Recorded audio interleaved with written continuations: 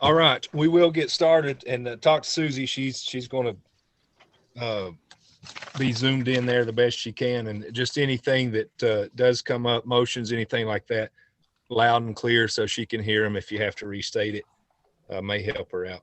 But we'll call this meeting to order. And once again, virtually Zoom meeting conducted electronically with live public access for the protection of the health, safety, and welfare of the public to the ongoing COVID-19 pandemic. So once again, welcome to the budget meeting, October 12th, 2020. And I think no roll looks like it. We got everybody present. I haven't had a chance to really see everybody available. I see Robin, Aaron, Patty, Mr. Jane. Is Austin on here? Yeah, He's in the conference room. Okay. Who you got with you, Miss Patty, Miss Mayor Patty? Austin, Willie, and Mr. Von Cannon. Okay. So you got 4 of you guys there, Mr. Hill, myself, and then Robin. And who's the next victim right there? The guy with the beard. Aaron Fraser. Yes, of course.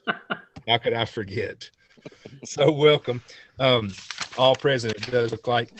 And first action is to adopt the agenda, but let me add something. Dr. Acuff's on here, and that's the one that I do have.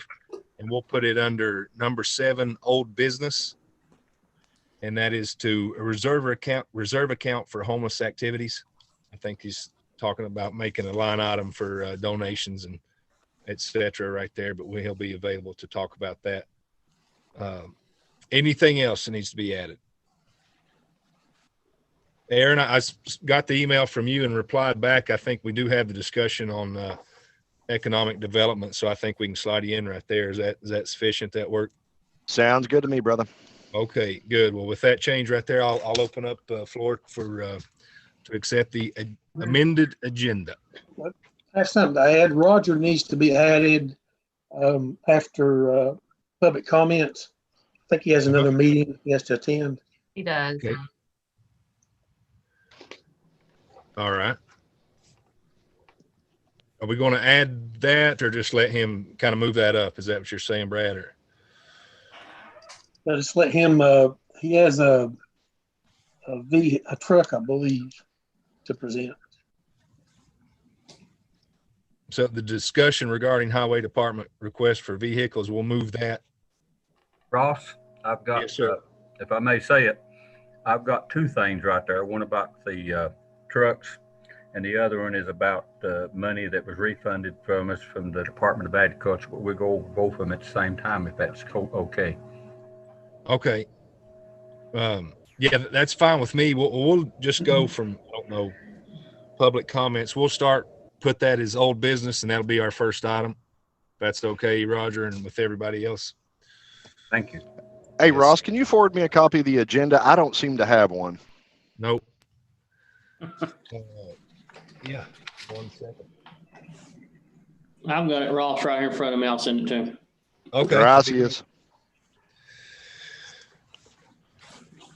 All right, we'll give just a couple seconds right there, Aaron, if you want to take a look at it.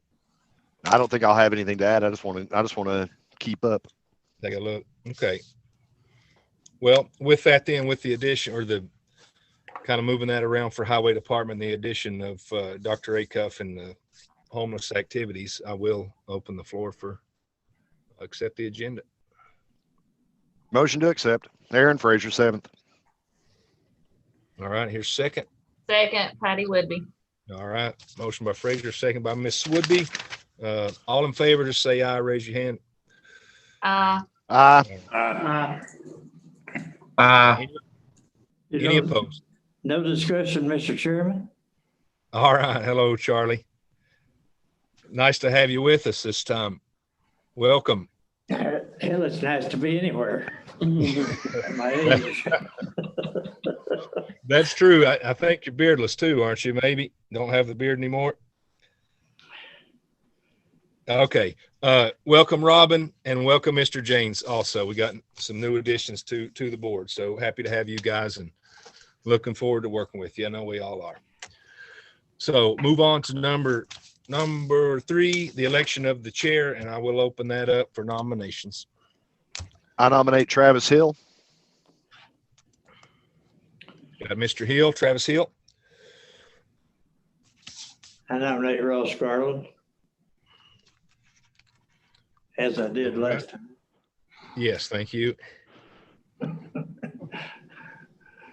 Thank you, Charlie. Any other nominations? I make a motion that nomination cease. All right. Second. Mr. Frazier. Second by Miss Patty? Patty. Okay, I'm trying to keep up. Okay. All right, got Travis Hill and myself, and I will as I guess I will call the roll, and if you will state your selection, please. And I'll 1 second. Let me get me a list right here. I'm sorry.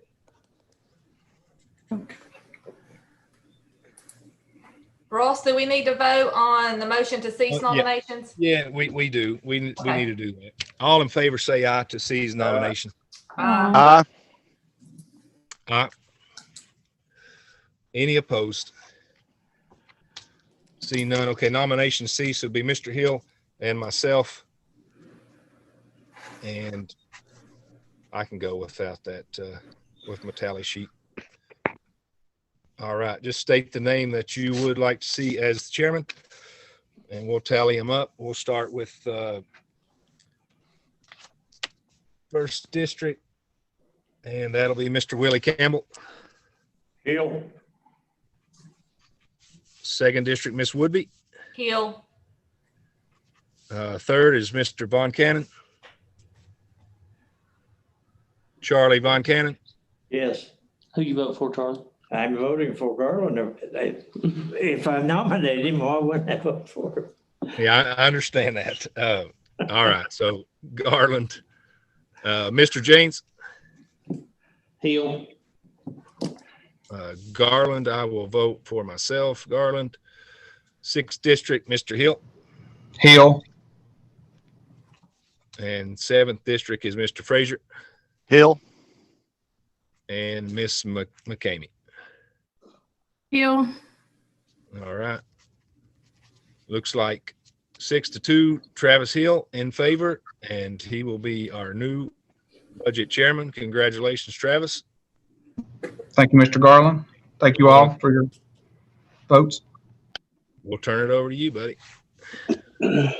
Thank you, Mr. Garland. We'll move on to item number 4, which is the election of vice chair. So I'll now open up the floor for nominations for vice chair. I'd like to nominate Austin James. Ms. McCamey nominates Mr. James. Anyone else? I'll make a motion to cease nominations. Ms. Woodby makes a motion to cease nominations. Second. Second by Mr. Campbell. So we'll go take a vote. If you'll just raise your hand if you are ready to cease nominations. Aye. Aye. Aye. Nominations are ceased. So I guess we can elect Mr. James by acclamation. So if all those in favor would say aye. Aye. Aye. Aye. Aye. Congratulations, Mr. James. Oh, well, thank you. Thank you. So now we'll Don't move sound so on. excited, Austin. So now we'll move on to review and approve the minutes from the September 14th meeting.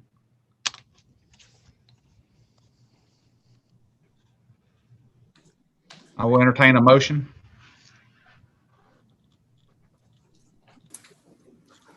I'll make the motion. Accept. I'll second. Mr. Garland with the motion, Mr. Campbell with the second. Any discussion? Yeah, I would like to make some clarification. Jay had come to me on that where he was sitting in for Chris, and he sent me an email kind of stating what he thought was kind of misinterpreted there. And I'm going to add this to this, and I should have sent out the email when he sent it to me to kind of clarify. But and if you'll look, it says on the third item the third line of the minutes from the September meeting, it states that I said that the money was taken from the foreman line item because there was no longer an employee in that line. What he had actually said was a part-time line item was completely removed from the budget and split amongst all full-time employees. And it was because there was no individual in the line foreman line item that caused there to not be an increase of $2,500 in that line, but moved to the director line due to the extra duties that would be placed on the director.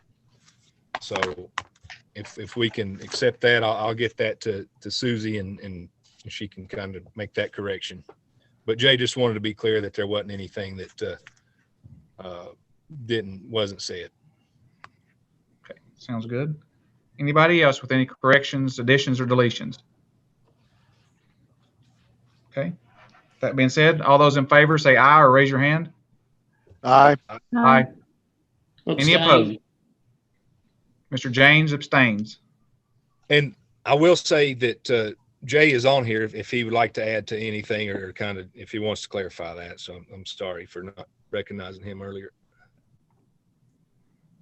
Mr. Cook, would you like to speak on that?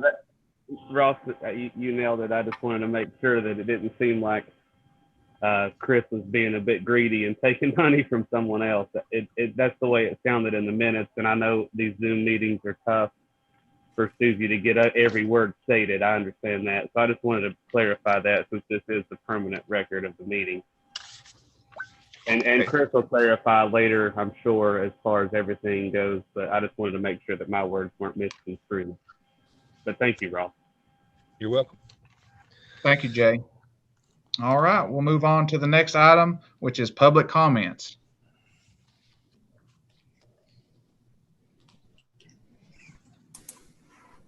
Seeing none, we'll move on to old business. And we'll go ahead and jump to Mr. Cobal if he wants to go ahead and start. Yes, thank you. At the Highway Committee meeting last week or week before last, anyway, at the Highway Committee meeting, they discussed buying trucks, 1-ton dump trucks for the Highway Department. And they voted on it, and it passed, I think, 7-1. And the trucks we was talking about, they said 4 trucks.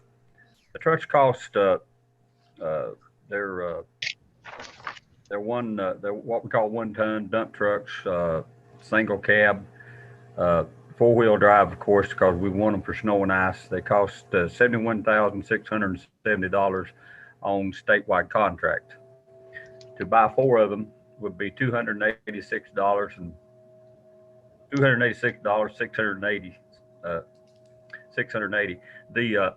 I think what the Highway Committee voted on was $285,000, which we have which is fine because we have some money in their equipment line item. We discussed at that time, they had pictures of some of the beds of some of our trucks we had. And one of these trucks is ideal for these mountain roads and these narrow county roads that we do snow and ice control on. We found out we can run a more economic with our fuel and our cars, and we don't have to buy chains because they're 4-wheel drives. And in the long run, these will be better for that use. We've actually got 16 snow routes. We got 5 of these trucks already, but some of them's in pretty bad shape because we bought them used. And this would help us a whole lot in snow control and keeping the roads clean during the winter time. I think this money was supposed to come out of the government grant money, the state grant money. And I would welcome any questions that you guys might have. I'd like to ask Roger if these trucks are diesel or gas. They're diesels. They're 7.4 diesels, and they're Fords. They're F550s, 5,500 trucks. The engine is a Detroit, or is it a Cummins? It's Cummins, I believe. Well, that's good because that's the best engine. Yes. They can push a blade. They can push a blade and dispense salt.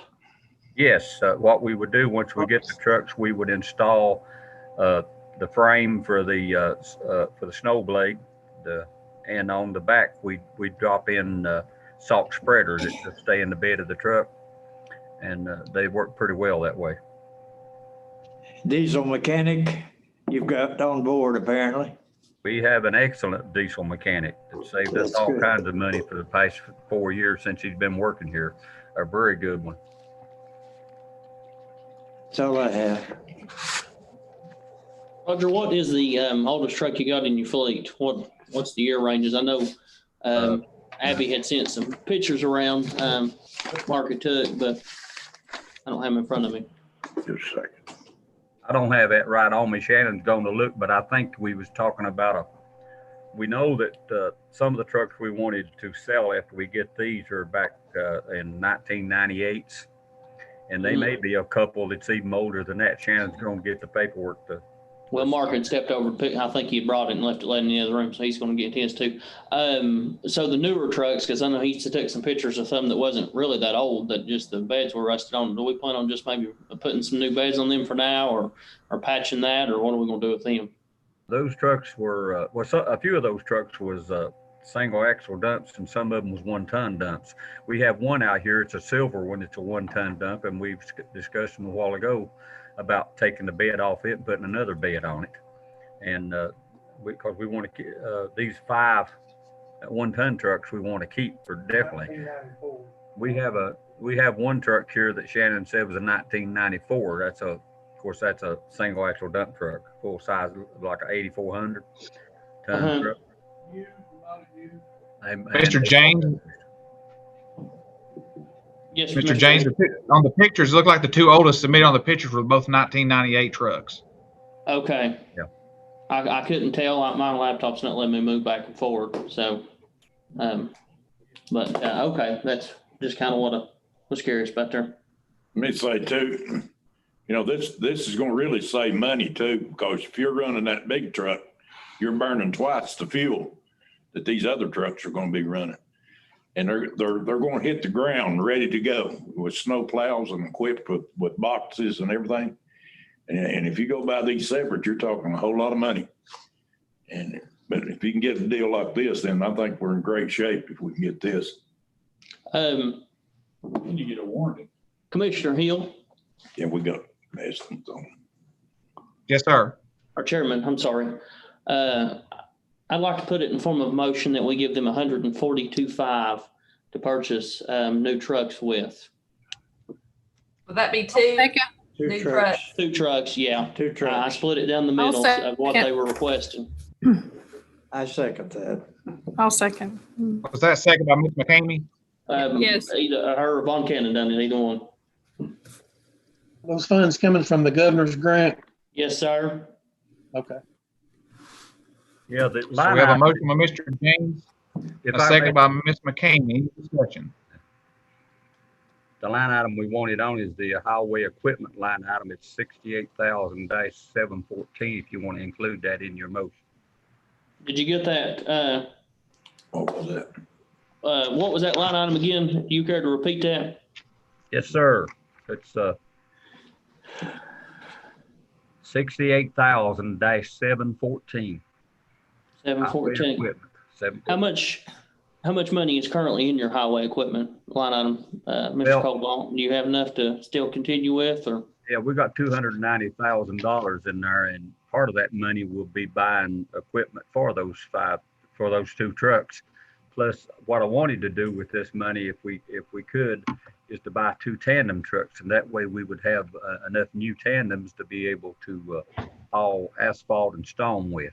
Just use them for that, because we don't hardly get our tandems out on the snow routes. They're too bulky. Okay. Hey, one question, as far as the snow plows, are those fixed or are they movable? Because that's come up with speed bumps and stuff. Or do they? If on the truck itself, there's a frame, a snowplow frame that goes on the front of the truck, and the rest of it is detached. You take it off, just leave the frame under it, and that way you can use the truck in the summertime or whenever else, just in regular activities. Yeah, but like when the snowplow the equipment's on there, it will be fixed, right? It's you can't Yes. move it up and down or anything. Well, the snowplow, you can lift it up, turn it on different angles, and when it hits something, it's got spring loaded to where it pick up to do damage to whatever it hits, or the snowplow. It's Okay. movable, because it's got a electric hydraulic pump on the front of them that lifts them up and swings them around on whatever angle you need to be left or right. Okay. Also, them things is loaded with about 9 springs on the front end of them. So that they are flexible where they can fly back. Keep doing it. Yeah, I mean, basically the reason I asked you to get this asked all the time about speed bumps, and I know it's always been, or the answer I give is, they can't really scrape roads because they don't have equipment that can go up and down. Well, a speed bump is a little different. So the way you hit the thing, you actually plow. That plow probably kick the speed bump off the road before it gives way. Yeah. So that answer will stay the same then, pretty much. Yeah, it stays the same. It stays the same. Thank you. Mr. Commissioner Hill. Yes, sir, Mr. Montana. While Roger's on the speed bumps, we haven't had any change in not allowing speed bumps, correct? Yes, correct. Still do not allow speed bumps. Do not.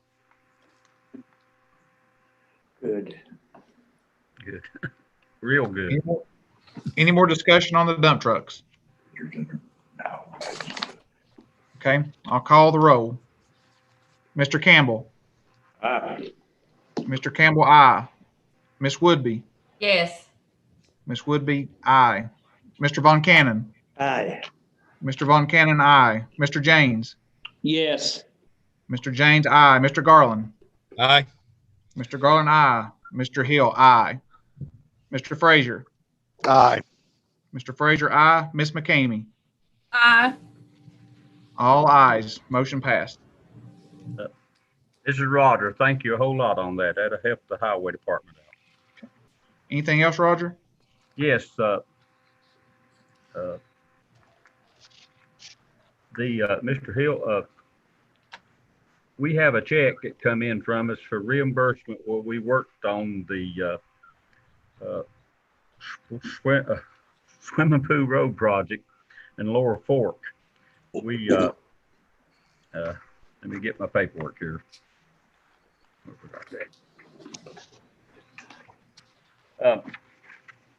On that project, which we cleaned out the river, which had a lot of debris in it, and put a lot of riprap in it, and bank stabilization stuff. And anyway, the total project cost out of our budget $193,115.14. Well, we got 75% of that reimbursed from the Department of Agriculture, U.S. Department of Agriculture, which is $144,836.36. The check is in Randall Lewis's office, or they may have deposited temporary in some fund. What we were asking, we would like to have that also put into the same highway equipment line item, because we have 2 slope mowers up here. That's a tractor type with a long arm on it that we do mowing all over the county. And these mowers was here quite a while before I even showed up 6 years ago. And they're in pretty bad shape. We have more downtime than we do uptime on them. And we spent quite a bit on the transmission and stuff, but the mowing deck itself and stuff's in bad shape. So we looked at one tractor slope mower like this. It was a little over $150,000. They're very expensive pieces of equipment because of the way they're made. And what I'd like to do, of course, this money stays in the highway department for us to place where we'd like to put it. And I'd like to get that also in the same line item at $78,000-714 to buy that type of equipment with it, if we may do that. Chairman Hill, I'll put that in the form of a motion. Second.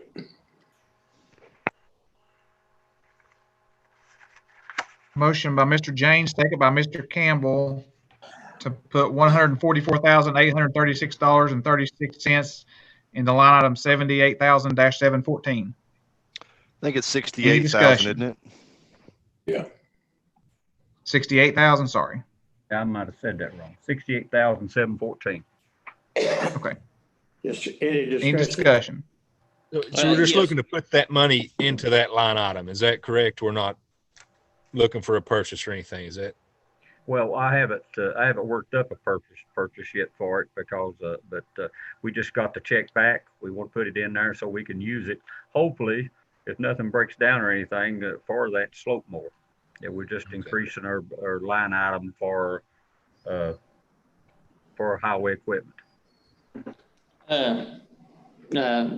Mr. Cobalt, what is your savings looking like?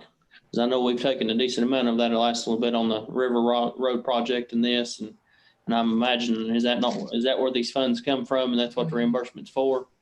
No, these funds did not come, this has not anything to do with the money we took out for the flood. This was come out of last year's budget.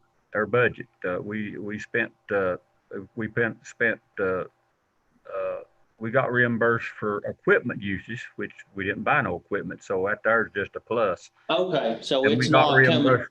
Yeah, it's not Okay. come out of the it didn't come out of our fund balance. It's just come out of our budget last year. It come out of your regular operating budget. Okay, Yes, that's yes, all I was concerned with. Okay. Mr. Hill. Yes, sir, Mr. Von Cannon.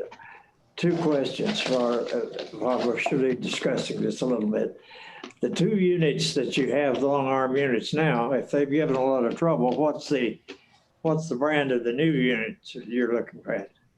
We haven't, Mr. Von Cannon, we haven't even checked out or anything. We'd probably go with what we could get on statewide contract, or we would go with the sources contract on that to see what we could get. But we just have to look and see what it is because one reason, without the money for the two ton trucks that you just give us, we would not use that money for mowers. We would have to buy ton trucks and other stuff like that.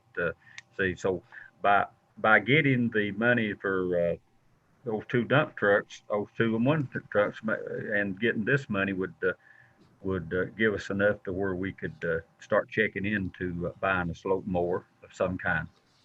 We'd have to check it out. The one we had checked, that one that we did look at last year, it was a Kubota and had a very nice slope mower, long arm mower on it that was real equipped, solid piece of equipment. It cost $157,000.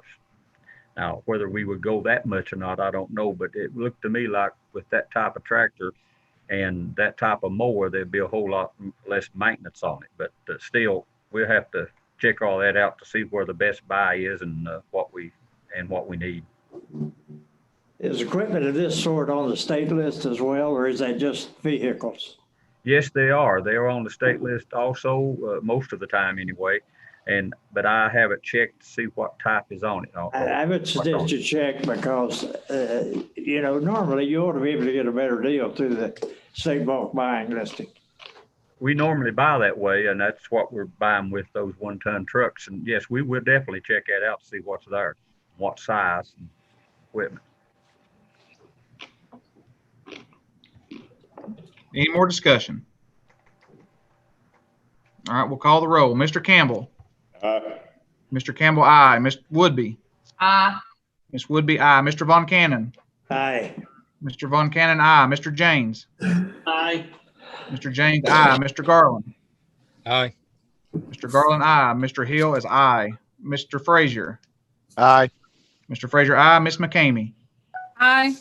Ms. McCamey, aye. All ayes. Motion passed. This is Roger. I want to thank you for that. I really appreciate it, and helping out the highway department a whole lot. And thanks a lot. We all really appreciate it. Thank you, Mr. Cobalt. All right, we'll jump up and do discussion of the 2021 planning budget.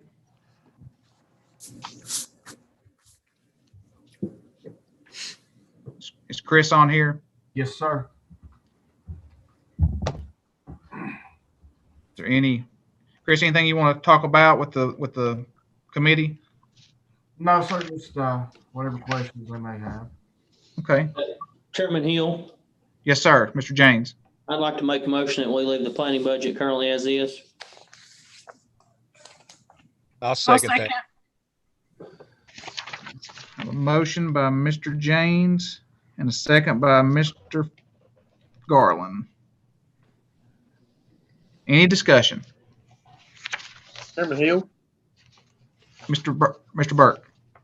I wasn't sure if I was muted or not. I know this has been talked about and fretted over for quite some time now. And I want to add some more clarification, or at least attempt to, that if this budget is approved, it is essentially an increase in the budget from the original 1920 budget to the 2021 budget of $56,500.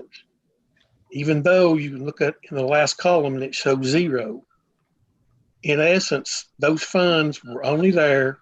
It was a flow through, the revenue came in, turned around, and the funds were remitted to the state. It was not an operating cost. And I'll give you a comparison, another example to think about as well.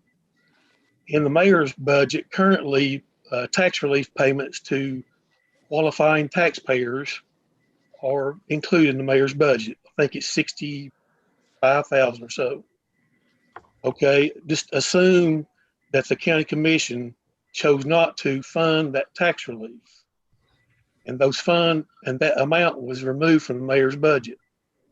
Would that mean that his budget would take that 65,000 and reallocate it within the budget, or would his budget be decreased by $65,000? That's the same situation as is with the planning budget. There's no difference. Exactly. I'm sorry, Brad. I apologize. Go ahead. I'm good for now. Go ahead, Mr. Hill. I'm sorry, Mr. Hill. I apologize. Didn't mean to. No, go ahead. Not exactly, because this is revenue that comes into the county and we transfer it through, and it comes back into the general fund also. Jay Cook. Chris. No, it's Chris Schuler, Mr. Von Ken. Let's see if we can turn it up. Chairman Hill, Yes, sir, Mr. Burke. that money is no longer coming into the county. Okay. Actually, a portion of that is still coming into the county. About And then on top of the building permits that used to come in and allocate through there too. So, yeah, as far as putting money back in right now, just this, the first 4 months, we're not even through with October yet.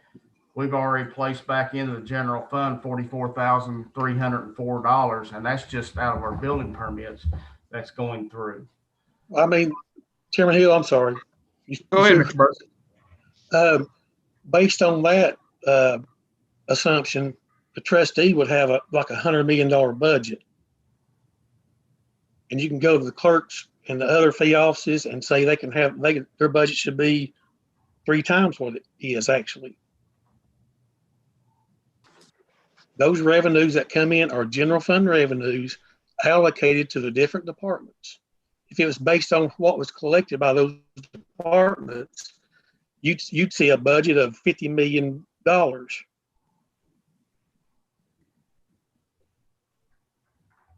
Chairman Hill, this is Jake. May I say something? Go ahead, Mr. Cook. The difference in the departments that Brad's talking about in our department is that those are fees. No one in that office has to be certified or licensed to do anything at all to be able to accept those fees. In a permit-based office, we have to have individuals who are licensed through the state or certified through someone to get those monies. Those monies are completely different than a fee-based office, because you can hire any individual off the street and you're still getting those fees. You hire anybody in to do building, you can't do that. So the permitting and fees are not exactly the same thing. So the money should not be looked at in the same way that is being brought in. And I'll just stop right there. Chairman Hill, that holds no water whatsoever, that statement. And that one's out of left field completely.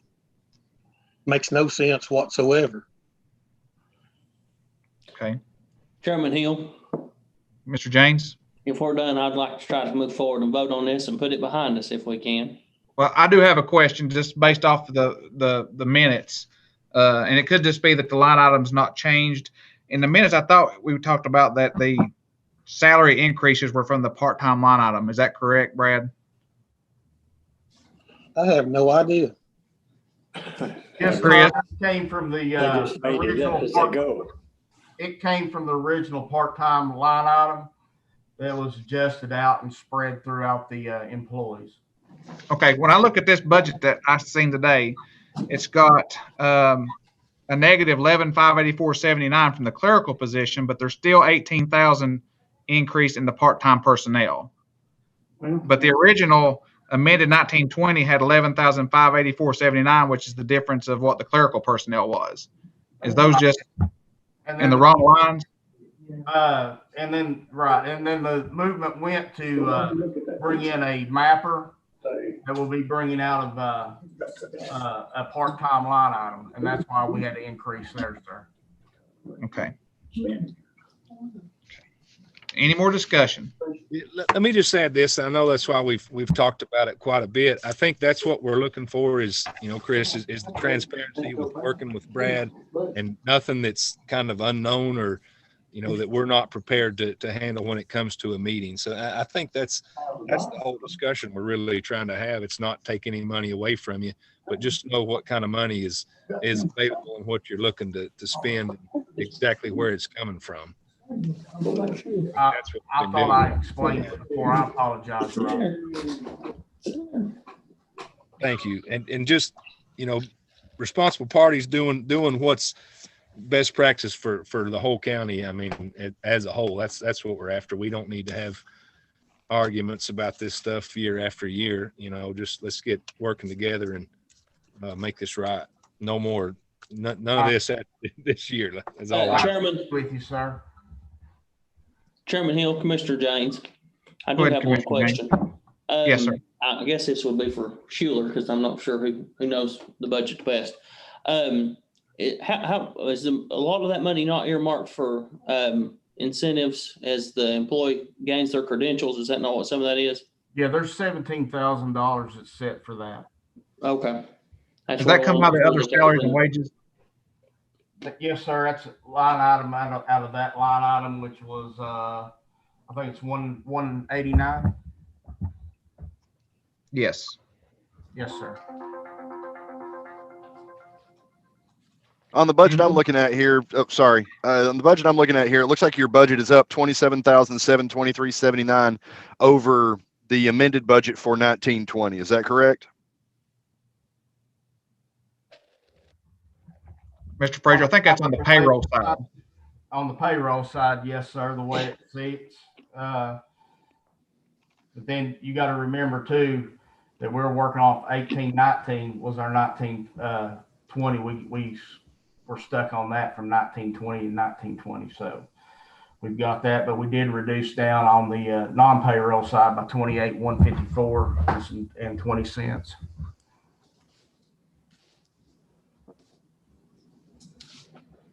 Okay. Any more discussion? All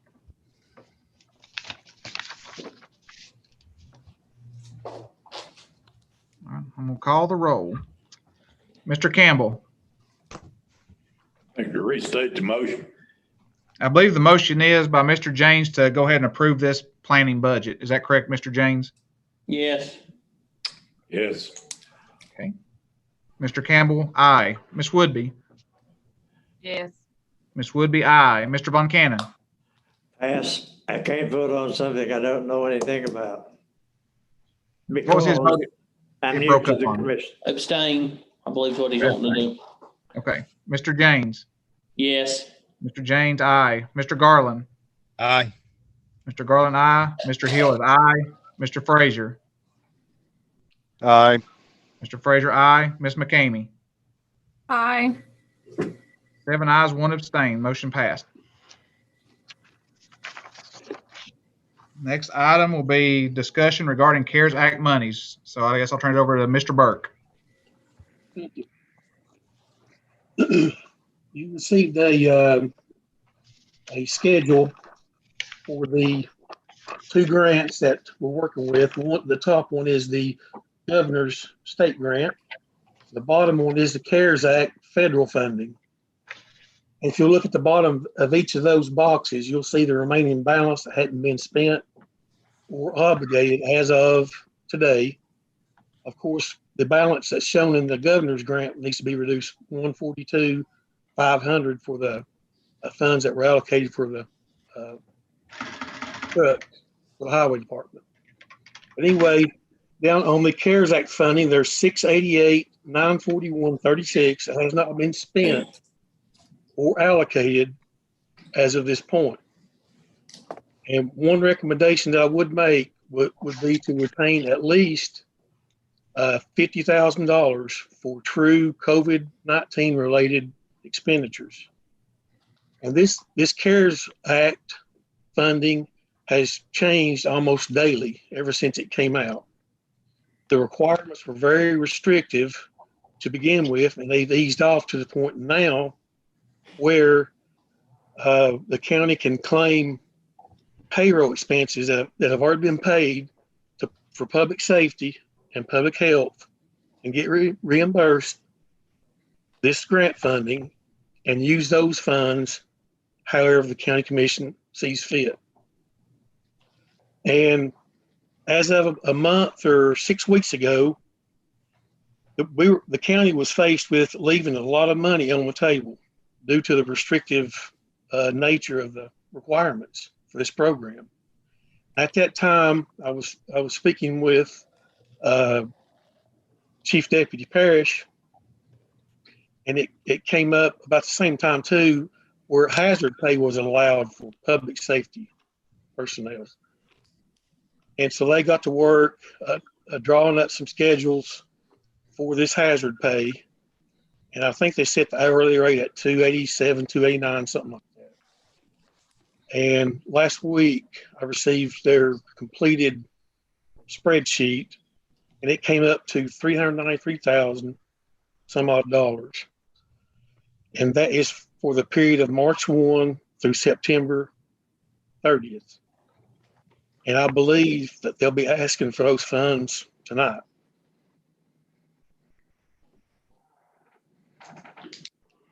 Okay. Hey, Brad, this is Chief Deputy Parrish. Do you want me to talk to that now? Yeah. Did you manage to send out the justification that we get approved by the state out to everybody, or do I need to kind of run through that? Just run through that. I'm not sure if I did or not. Okay, good evening, everybody. This is Chief Deputy Parrish. I know some of you can see me. Some of you, I guess, are out there in telephone land. What I'd like to do is kind of run through what we managed to get approved at the state level by our local government coordinator, Miss Olivia Collins. They stated that this CARES Act money, which is, I guess, the intent of the monies are for public safety and public health officials and their mitigation efforts on this coronavirus aid relief, and I guess some of it actually goes towards economic security. So what we talked with Brad about once we found out that these funds were available and no one else was asking for them, we ran the idea by him that we would request hazard pay, and he pointed us towards the Department of Finance and Administration's local government coordinator, which we did have probably a month's worth of conversations with her. And what we ended up with, and I will, and I guess, please forgive me for having to read this justification to you, but it is important because this is what was approved at the state level. The subject is the justification for payments under this act. And our justification is a decline in active recruitment and retention of Sheriff's Office personnel due to the current COVID pandemic resulted in a severe decrease in the overall operational readiness of both our jail and patrol divisions. As a forward-looking incentive to retain and recruit additional staff, and in recognition of the importance of the employees' performance of their duties during this coronavirus public health crisis, the Sheriff's Office desires to institute an interim policy designed to provide hazard pay for all employees retroactive back to March 1st, 2020. Now, what they asked us to do next is answer 3 test questions, and the 3 test questions are, one, is the hazard pay necessary? The second question is, the need to plan for the current pandemic was unforeseen. Was this money, what we're requesting, was it in the budget? Which obviously it was not. And the third question is, the resulting budget shortfall, did it happen between the time period of March 1st through December 30th? And that was yes. So the long-winded answer to is the hazard pay necessary?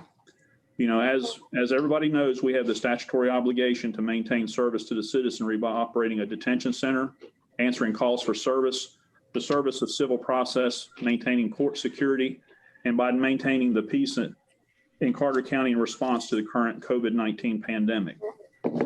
Continued operations of the department require that all staff continue working at the same levels of performance as pre-pandemic. The continuation of operations requires firsthand contact between departmental employees and members of the general public and jailhouse inmates.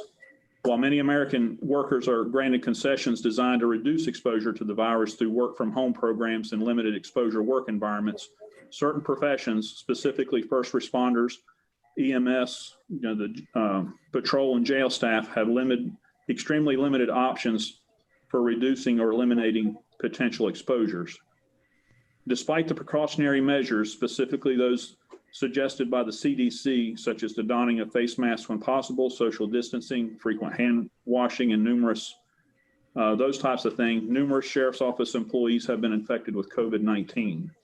The department has experienced a 15.5% COVID-19 infection rate amongst its employees, which is substantially higher than the cited 2.3% infection rate amongst the general citizen population of the county. Essentially, these numbers indicate that a sheriff's office employee is approximately 6.5 times more likely to be infected than a member of the general population. I'll kind of break that down into the numbers that we're currently suffering. We've had 18 out of, we'll say 115 employees assigned that have come down with COVID and have been treated. Currently, 2 are still out. 1 is still requiring oxygen. And that's significant. Anytime that you have roughly 15% of your entire employee population since March that have come down with this infection at some point, and where it really hit us was roughly 30% of our jail workforce has come down with this infection. And it did affect the readiness level of the sheriff's office. It declined steadily since the pandemic began. In early March, our level of personnel fill was 98% of our required level of staffing. Currently, it stands at around 85%. We have been as low as 82% fill. Now, those numbers really don't tell the story because a lot of that's in the jail. At one point, out of 4 full shifts in the jail, we were down to only 2 shifts that we could field. Half of our jailers were out with either the infection or they were mobilized for service with the National Guard or the reserves, either helping mitigate the pandemic, or I guess that was probably during the time that they were having the unrest down in Nashville and up in DC.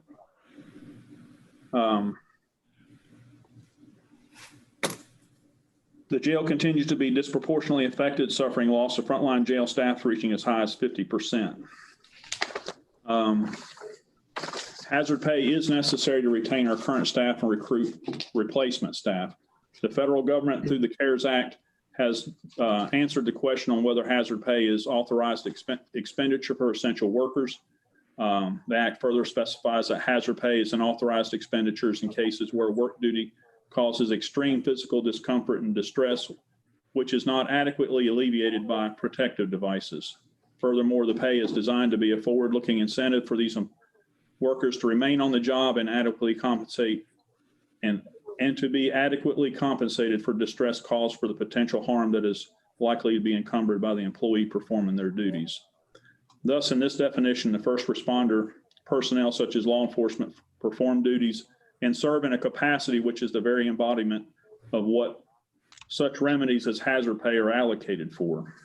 In our current policy, we state that the employees can receive additional pay for the performance of hazardous duty, which is defined as duty that will potentially expose the employee to I still can't say this word.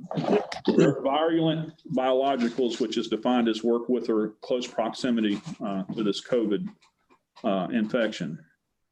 By policy, the amount of hazard pay is 25% of the entry level duties pay. It's like Brad said, it's going to be roughly $2.89 an hour for all employees based on a 40-hour or an 80-hour work period.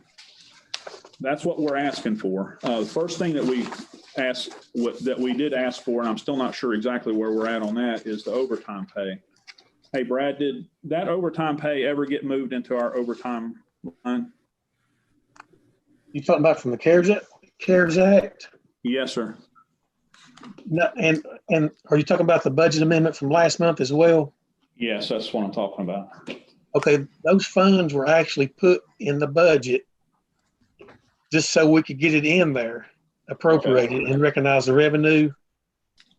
There was no specific approval, as far as I know, for spending those funds that way. They were just put in there with the understanding that we'd come along later on and amend the budget, put the funds where they need to be. Okay. Well, in order, what we would like to see is the overtime pay, because whenever you're down roughly 50% of your jailers, we end up paying a lot of overtime out to the 50% of the jailers that were left in order to fill the gaps that we needed filled. And those gaps still do appear because anytime that, the employees are expected to work in that type of environment, it's hard to recruit replacements in.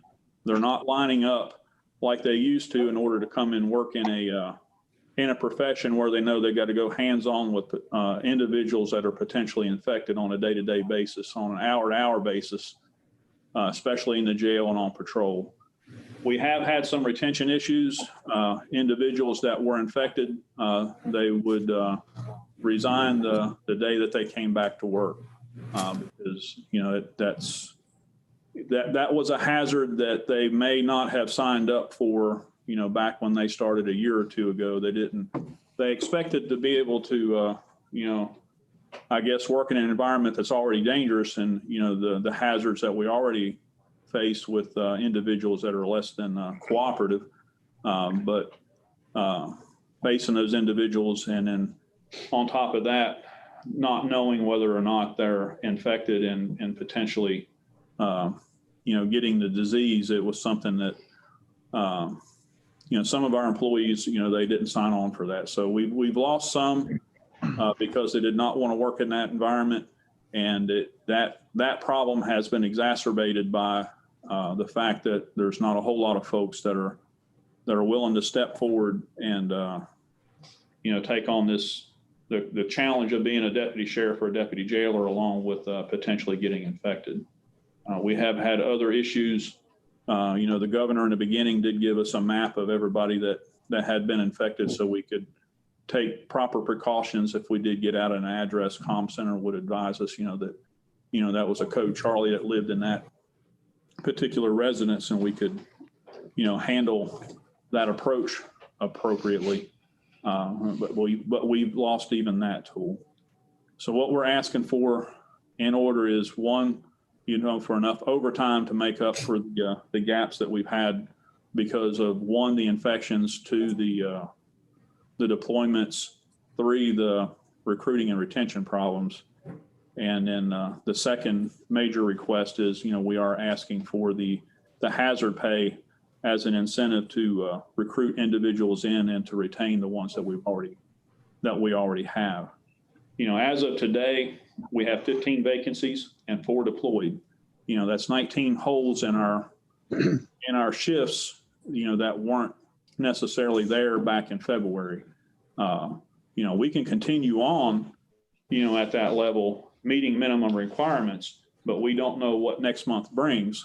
Back in June and July, we thought this thing was kind of peter out, but then in August, we saw the huge spike in numbers, and the numbers went up in August, and that's when we got our infections, and that continued on through September. I cannot really tell you whether it's mitigating or not, whether the numbers are going down. Currently today, we've got 119 active cases in the county. We've had 32 deaths. We continue to face this struggle on a day-to-day basis. Just because these monies are out there and are allocated doesn't mean it's over. We still have that it's current for us, and it's going to be current for us probably through the spring. Good Lord's will be over tomorrow, but I don't think it's going to be. I would have expected it to have been over in the summer, but it ended up really, really hurting us, and it hurt the county back in August. But that's where we are at today. We have 15 vacancies, 4 deployed. That's 19 holes in our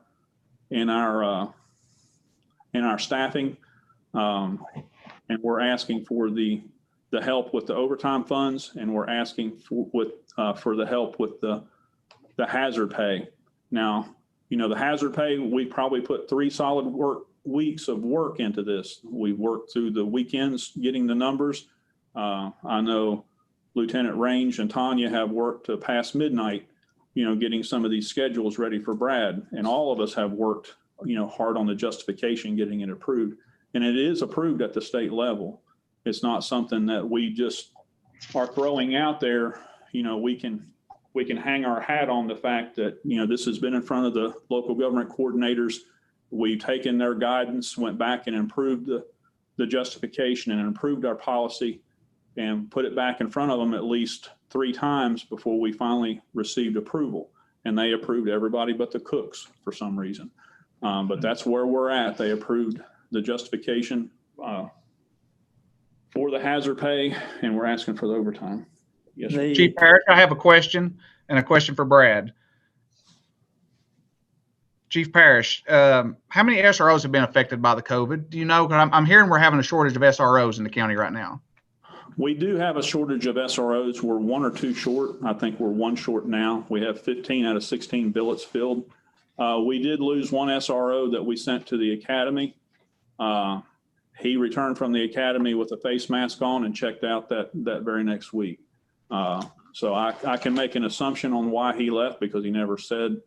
But whenever we suffer a shortage across the board with patrol deputies that are deployed or we just have vacancies, and we currently cannot recruit from the jail staff to send to the academy because we're already at least 12 jailers short. In order for us to fill a patrol slot or an SRO slot, we have to be able to pull that from the jail. And when they're short, the only other thing that we can do is try to recruit in somebody that's already certified.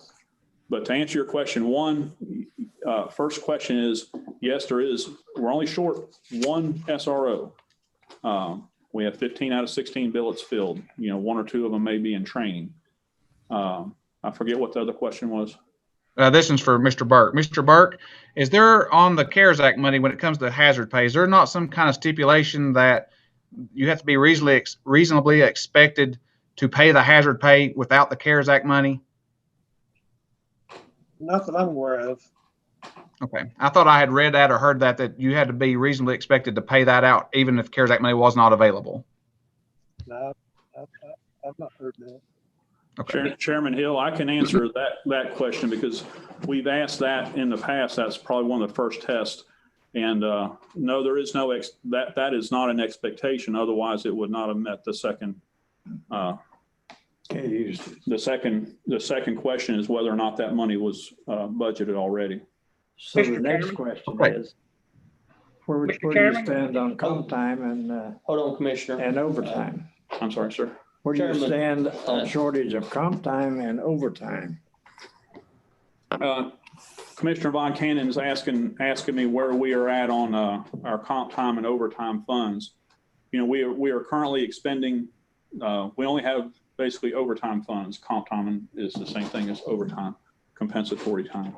We are expending what we have already budgeted. And that's why I asked Brad on whether, not we were going to get some replacement on those funds. Because whenever we spend that overtime, it's basically a time and a half. So it spends a lot quicker than just regular pay, 50% quicker. And that's kind of where we're at. So what dollar figure are you looking at?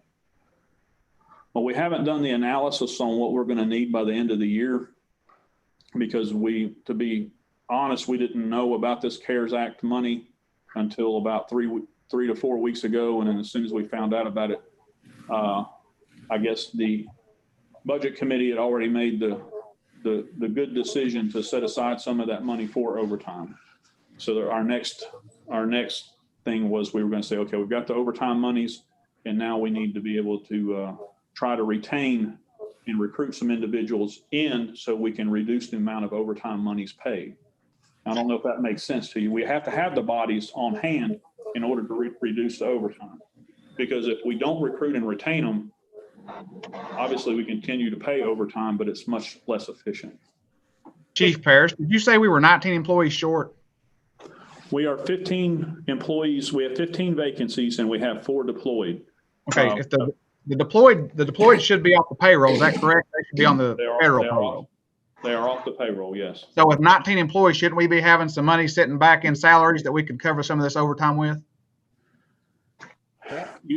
The math on that is you expend the money at overtime at 50% greater rate than what that body would be there if they were filling that vacancy. So yes, correct. There is some of those money. There are some of those monies there, but those monies are being spent, I guess, first towards overtime. I'm not exactly sure how which line Brad takes that out of, because I know he's been having to set, break that up in the spreadsheets that he's been developing for us. So yes, there is going to be some base salary that can be used, and yes, there's going to be some overtime salary that's going to be expended. And I have just one more statement I'd like to say. I'm not against you all paying our officers for the hazard of working around COVID, but how can I, who represents all the employees of this county, who landfill works every day, the animal shelter works every day in contact, the clerk's office works every day, how can I sit there and say that they don't deserve hazard pay as well? So by going with the reimbursement of salaries, we can give those people a bonus just same as the sheriff's department.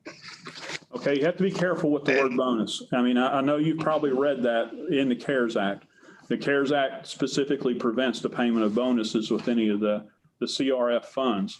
Now, I totally agree with you on the fact that everyone needs to share in the hazard pay, and we talked to Brad and we talked to some of the other departments about helping them write their own justification based on what we have in order to submit for these funds under what the CARES Act will allow, because it says public safety and healthcare officials is what this portion of the larger CARES Act is intended for. The governor took $115 million out of the larger CARES Act and set it aside for public safety and for public health officials.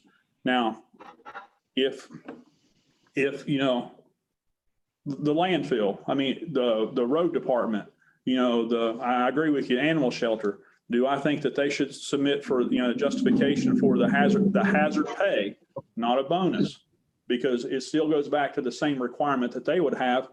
And I would imagine that they have the same problem is if, they have employees that are uncomfortable in day-to-day contact with the public, like the landfill or animal control. Health department, absolutely. I concur. They should share in the hazard pay. And okay.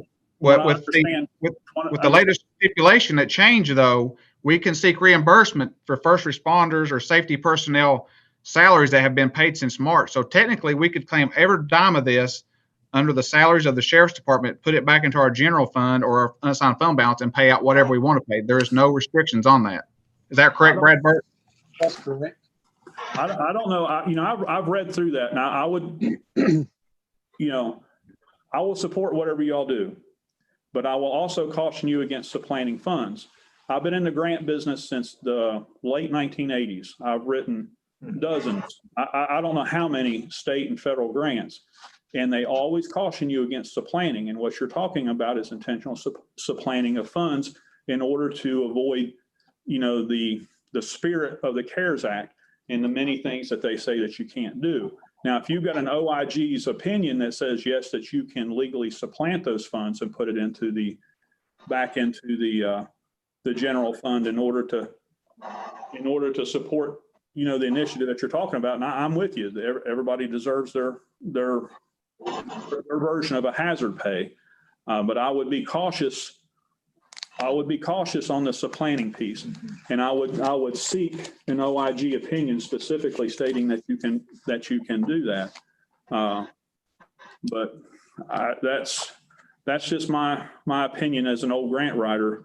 And, we've got 4 grants in front of you tonight, I think, to be looked at. We continue to seek those funds, but just be careful with that. But we'll support whatever you do if it helps the greater cause for the other county employees.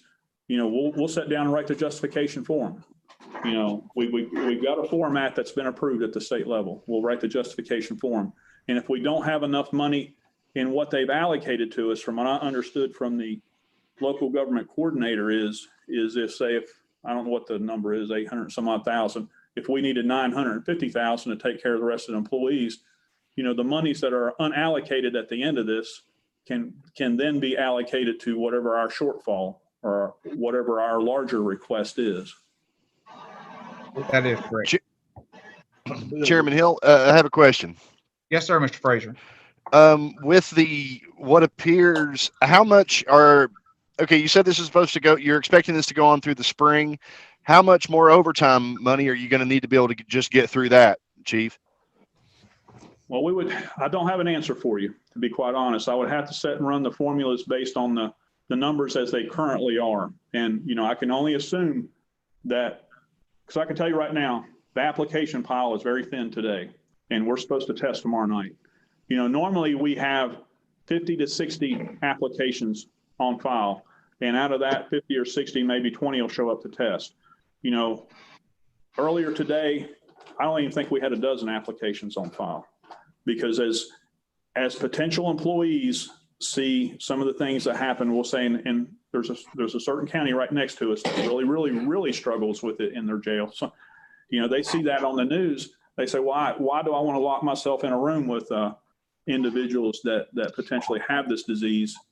I know I would like to be in law enforcement, but I'm kind of waiting it. I think they're waiting us out, waiting this pandemic out. So I say that in order to say, I can only give you the numbers that I will be able to give you an estimate tomorrow based on our current level of staffing. Well, and also hazard pay would be backdated for current employees. This is not going to be going forward for new employees. Yeah, the way I understand it, it would be retroactive for the employees that we have on the staff as far back as, they joined us, a majority of them actually will have been here since March 1st. And it will continue on until December 30th.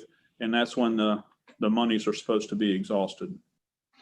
Now, we hope that, after the election season here ends and the next set of appropriations come out, that additional funds will be there to carry us from the December 30th on through the middle of next summer. But that's not a given. Right. Chief Parrish, Patty. Yes, Sorry, ma'am. Aaron. Are you finished? I'm sorry. Well, almost. I mean, it just seems reckless to me to go ahead and start paying out hazard time and and hazard pay and all these different things when we have no idea if there's going to be additional funding. If we take it as reimbursement, set it aside, and find out what is going to be going on after December, if there is going to be a second round of grants, and if not, then we have a bank of funds that we can feed off of to carry us through on overtime. And then if we come to the end of this, which I hope to God we do, if we begin to come to the end of it, then at that point we can look at going back and giving a hazard pay bonus to the folks that were in it based off of whatever is remaining. But if we're leaving in a situation where you could potentially run out of overtime funding and have to start dipping into the unassigned fund balance just to feed the overtime, and we've gave out $450,000 in bonuses, it doesn't seem, or in hazard pay, it doesn't seem to be responsible. Hey, Commissioner Frazier, what we asked for first was the overtime funds. I mean, that's what I started out with. We need the overtime funds first, and if there's anything left, we would like to be able to use the hazard pay in order to stop some of the bleeding. So I concur with you 100% on protecting the funds for overtime. Director Burke? Yes. What is their current fund balance looking like for overtime? Give me a minute. I'll look it up here real quick. Thanks, sir. Ms. Woodby, I think you was gonna ask something. Yeah, wasn't you? I was gonna ask the chief, currently, what precautions are your officers and your administrative staff taking during the pandemic? Are they wearing masks when they go on stops, and are your jailers wearing masks, and are they wearing masks out on the grounds? What precautions are we taking to incite this hazardous behavior? The jailers are required to wear PPE. That's a requirement in the jail. They're locked in there with them. The bailiffs have been wearing PPE. As far as the patrol officers out on patrol, we leave that up to their discretion because it's extremely hard to communicate, or it's extremely hard to handle certain situations with a mask on. If they want to wear the mask, that's fine. If they don't want to wear the mask, that's up to their discretion. We do require them to wear a mask if anybody, is exhibiting, by policy, if anybody is exhibiting any of the signs, if we have any signs of COVID, or they are recovering from COVID, or, they made those statements, which is common. Many of them will warn us, hey, I've had it, I'm recovering, I'm supposed to be wearing a mask. Then everybody PPEs up. So that's in order. It's required in the jail. Most of the bailiffs are wearing it, and patrol, it's at their discretion and by policy if there are any symptoms detected or anything like that's detected. Okay. Have they always had that option since the very beginning of this pandemic to wear a mask? Since the beginning of the pandemic, as far as the option? Since the March, the option to wear a mask, have they always had that option? If they wanted to wear a mask, they were always permitted to wear a mask if they had one on. Yes, ma'am. They were never told no, they were not permitted to wear a mask. And I have never told them no, nor has any of their supervisors told them no. Okay, I just wanted a straight answer for that because that's not what I've been told. Mr. Chairman, I've got a question I'd like to ask, and I'm not on budget. Go ahead, Mr. Bailey. And this is for Chief Parrish. Mr. Parrish, I work for the school, so and we're on record right here being recorded. So you're telling me we're only one SRO officer down? Yes. Then where's the one at Happy Valley Elementary? Where's the one at Little Milligan? I can go, where's the one at Siam? Because you want to put Muncie on the road. No, Muncie's at Siam. Sergeant Muncie's at Siam. So he is stationed there? Yes. Okay. Do you have one at Happy Valley Elementary? The one at Happy Valley Elementary is They ain't there, sir. I just talked to the principal today. There is one, not one at Little Milligan either. That's two. That's $100,000 a year coming from the commission. Tomorrow I'll know exactly how many is in every school. I've got to go to every one of them to read a report. Well, I'll That's send you 6 officers that we're paying that I need to make sure is there. I know you beat me up every chance you get over No, this. I just want to make sure they're there. I'll send you, you're kind of, I will send you the current staffing level, who we've got and where they're at. I can email that to you, or email whoever wants it tonight. I know we're one short. Now, whether or not, they're in school or they're being so they might be in school training, but we don't have them at schools. That's the same way it is for all of our staffs. If they're in training, we don't have them. But right now, I know there's not one at Little Milligan or Happy Valley Elementary. That's two that I know of. Thank you. Chief Parrish, I got a question, Chairman Hill. Go ahead, Mr. Garland. As far as the hazard pay, like 289 or something like that, can you explain that more specifically for me, please? Who do you ask? You. Oh, I'm sorry. Chief Parrish, yes. Yeah, I'm sorry. The $2.89 an hour is based on 25% of the entry-level officer's salary. According to the federal policy, you can ask for no more than 25% of an individual's set salary to be used as hazard pay. So the only way you can do it at our level is just to say, okay, the lowest paid individual is this, 25% of their salary, and base everybody's hazard pay on that rate. And what is the number of hours that will be accredited to that? By policy, it's set at a 40-hour, or I'm sorry, 80 hours per pay period. It'd be no more than that. It's not paid on overtime or anything beyond 80 hours. Well, I'm talking like the total number of hours that are at $2.98 an hour, that like the total bank of hours that you're looking at. Last we turned in Brad. Yeah, that would be on that schedule that Brad read you the that 300 some odd $1,000 number on. I don't have that in front of me. I apologize.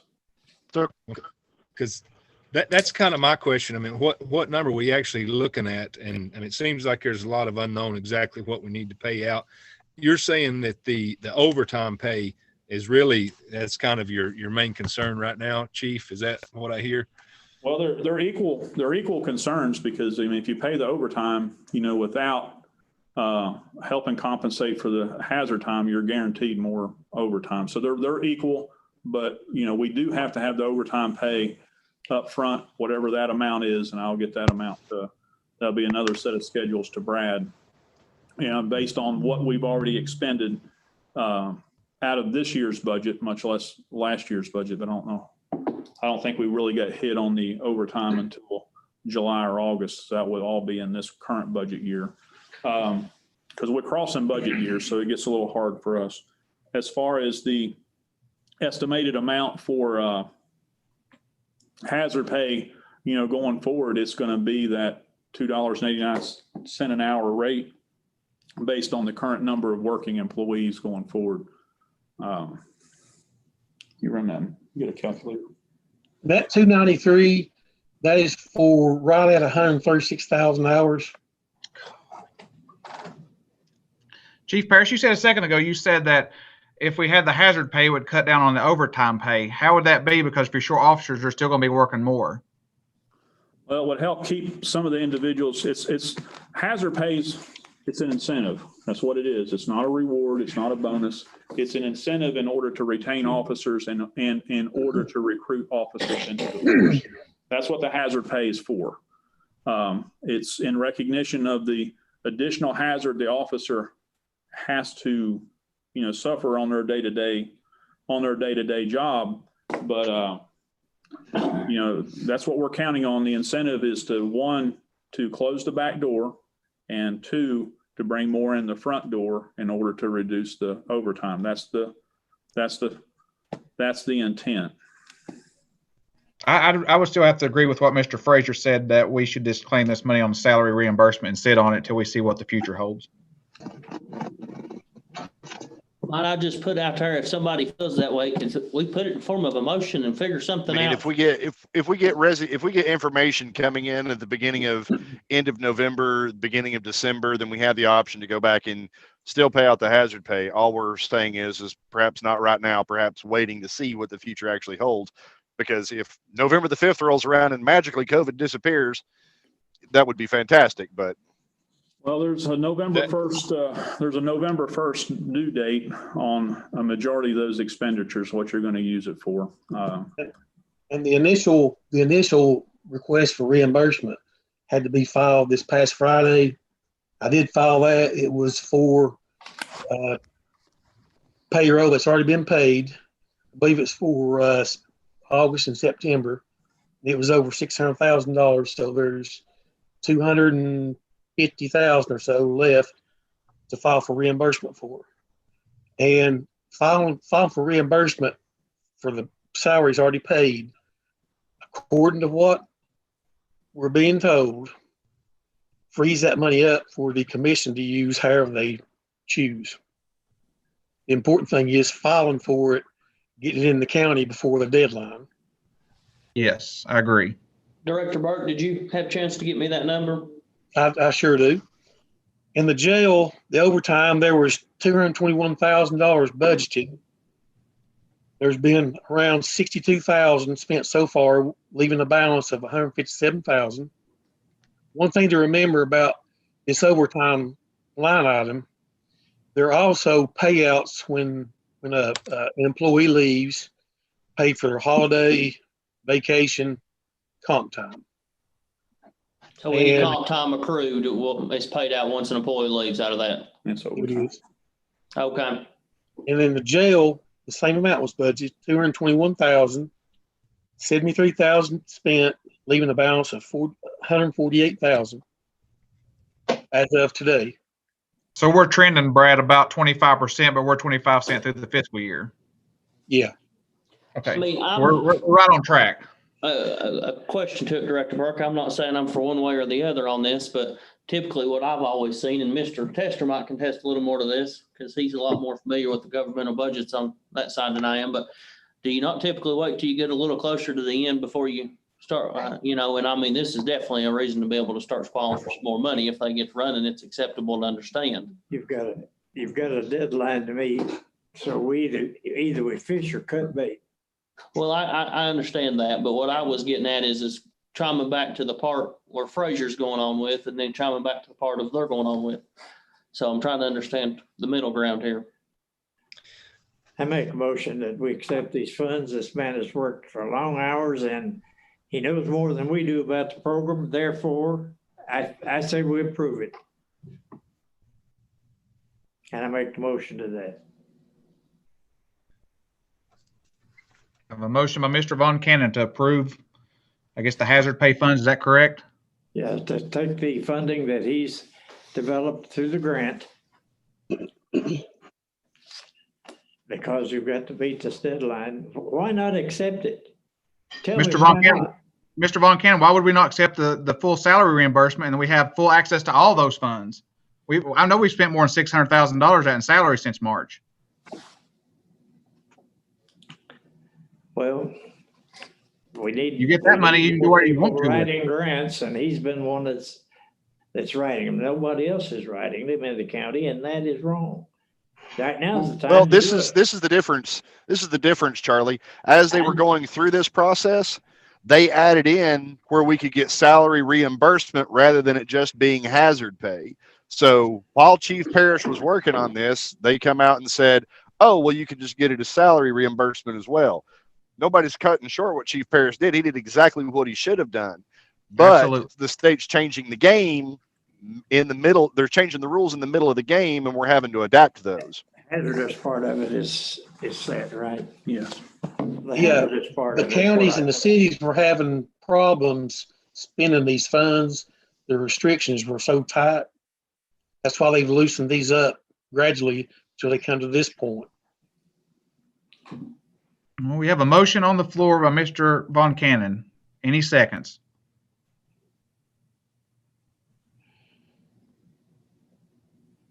I hear no seconds. I would Motion. like to make the motion that we table this and just to have a little more clarity on who's going to be paid. I mean, you could have health department involved, EMTs, the rescue squad. I don't know if these people would be included as well. And then we've even got a schedule for giving employees bonuses out of this money also. So if we could work possibly in the next month, table this until November and really get schedules out and kind of see where this money can be, divvied up, that would be my recommendation. I'll put that in the form of a motion. Ross, go ahead. I believe if I understand correctly, though, Director Burke, we have to earmark this by November the 1st, at least 30% of it, or we lose it, right? All of it. All of it. All by November the 1st, so we can't wait till November's meeting. No. In essence, the way it stands now, it's already been allocated and spent from Sheriff's Department salaries. You said you did that this past week, Brad, right? Submitted it this past Friday. Is that what you were saying? That's the initial deadline, and the final deadline is November 1st. We'll file my final. So if we just request salary reimbursements, though, for the amount of whatever, then they're going to write us a check back essentially for that, and then we can decide how to divvy it, correct? Is Correct. that what I'm understanding? Correct. Okay. All right, Ross, I'll make an amendment to yours that, and let me rephrase that. Instead of waiting, which we can't do at this point, we go ahead and give them their overtime funds, and then we set the others in a reserve account till to potentially be used for overtime or to be potentially used for hazard pay for county employees. The way I'm understanding, understanding it, and I think Josh is on here too, is those funds have already been spent. I mean, they don't have to be accounted for any other way. They're accounted for through the salaries that have been paid already. The use of those funds, this is the way I'm understanding it, is not restricted. The county can choose to do what they want to do with them. So essentially, they'll be transferred into the unassigned fund balance, and we can give the sheriff's department whatever we want bonuses out of it. Is that what you're saying? I would caution hazard pay. If the funds go to pay for the pay, yes. If you put the money into the payroll account for that pay, but if it never touches us, then it's pure revenue replacement. Now you have to be careful. I'm just giving you grant advice, revenue replacement versus salary replacement. If it doesn't go into the salary line, it's not true salary replacement. If it just comes back into hits general fund, then that's revenue replacement. So just be careful with the terminology that you use with him. So basically, we could spend money out of unassigned fund balance, and then when this money comes back in, we just put it back in, and it's a wash. Well, actually, the funds that have already come out of fund balance to pay the payroll. That's what the state grant people are told me. What do you say? And what was on the webinar. State grant people told him. I know it's hard to believe. It's hard for me to believe, but that's what they're saying. Josh, you on here? He is, but he's muted currently. Yeah, I'm here. Hey, there he is. Yeah, do you have a question? Do you mind to comment on this? Okay, so I did get a lot of questions on this, and I did some research, and I agree that right off the bat, my concerns were just exactly what Chief Parrish is saying. It's a classic definition of supplanting funds or using one-time grant funds or aid funds to replace normal budgeted government funds for an office. So, I mean, it is the classic definition of that, which generally in budgeting is obviously not permitted. However, speaking with everyone, with CTAS and their attorneys and the state finance office guidance, I mean, essentially, they are blatantly saying this is what you can use the money for. You replace your salary line item for your first responders, take those monies that were already budgeted and use them for something else. So they are essentially granting permission to do something you normally couldn't ordinarily do. And I don't know anything about the OIG or some federal opinion. I don't know. And if you're waiting on that, you're going to be waiting until we're all old and gray. But from what I understand, they've made it as blatantly clear as possible that this is permitted, even though it kind of flies in the face of normal logic. Is that right? You're not going to get it right. Yeah, I guess things are different now, Attorney Harden. And I know things are changing. I was just using due diligence just by letting everybody know the caution against supplanting, because it's never been allowed before. I mean, I know things are different now. I completely agree with you. Like I said, and that was my initial response when I was asked the question. We specifically even relayed that on and Brad did to CTAS and their attorneys. And I don't know all the ins and outs. I realize this is CARES Act federal funding initially that's filtered through the state. And I don't know, the nuts and bolts of how that changes things, but I don't have any federal opinion. Let me say that, but from every possible state level opinion, short of the Attorney General, they're saying this is permitted.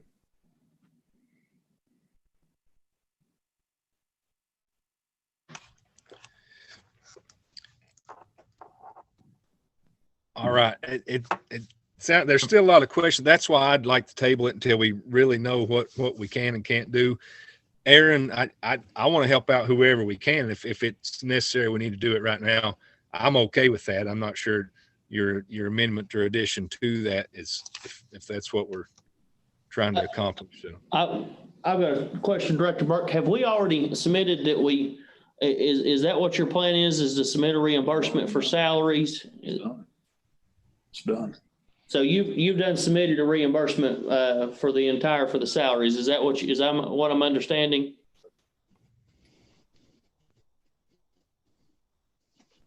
Yes, Mayor. That's what he said. He did it last Friday. Brad, are you on there? $600,000. It looks like we've lost him, Travis. Yeah, the connection is kind of boogered right now. That's what I understood him to say is he made that. Well, because I want to get some clarification before we do anything. So can we take a 5-minute while he's getting logged back in? Let's take a 10-minute recess. Come back at 7:50, actually.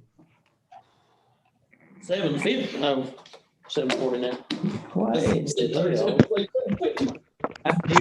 Richard, this may be my last meeting. I hope not. Because I'm like you. Hey, look here. Rub your head. I'm gonna go.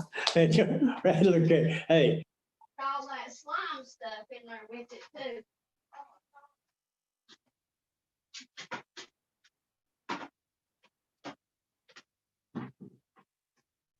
Ain't nothing can't be cleaned up, is it? I said, it ain't nothing we can't clean up.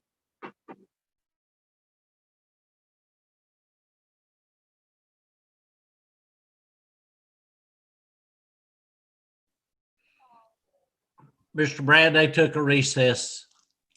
Okay. I lost my internet service. That's the reason they took the recess. Okay. I'll take it too then. I don't blame you.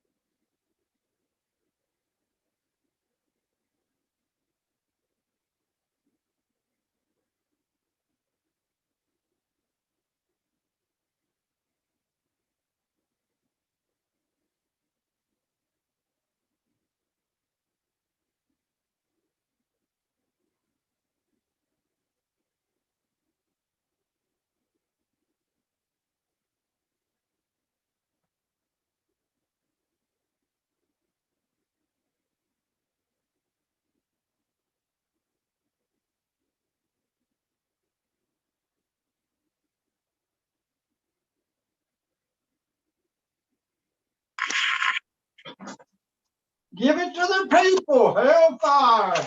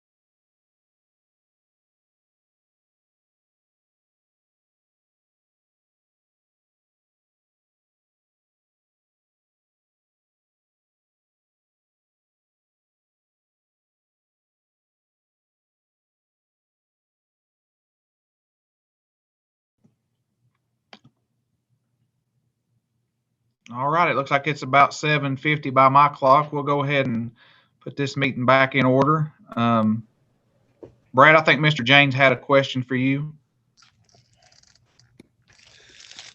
Mr. James, are you back? Yeah, we're back.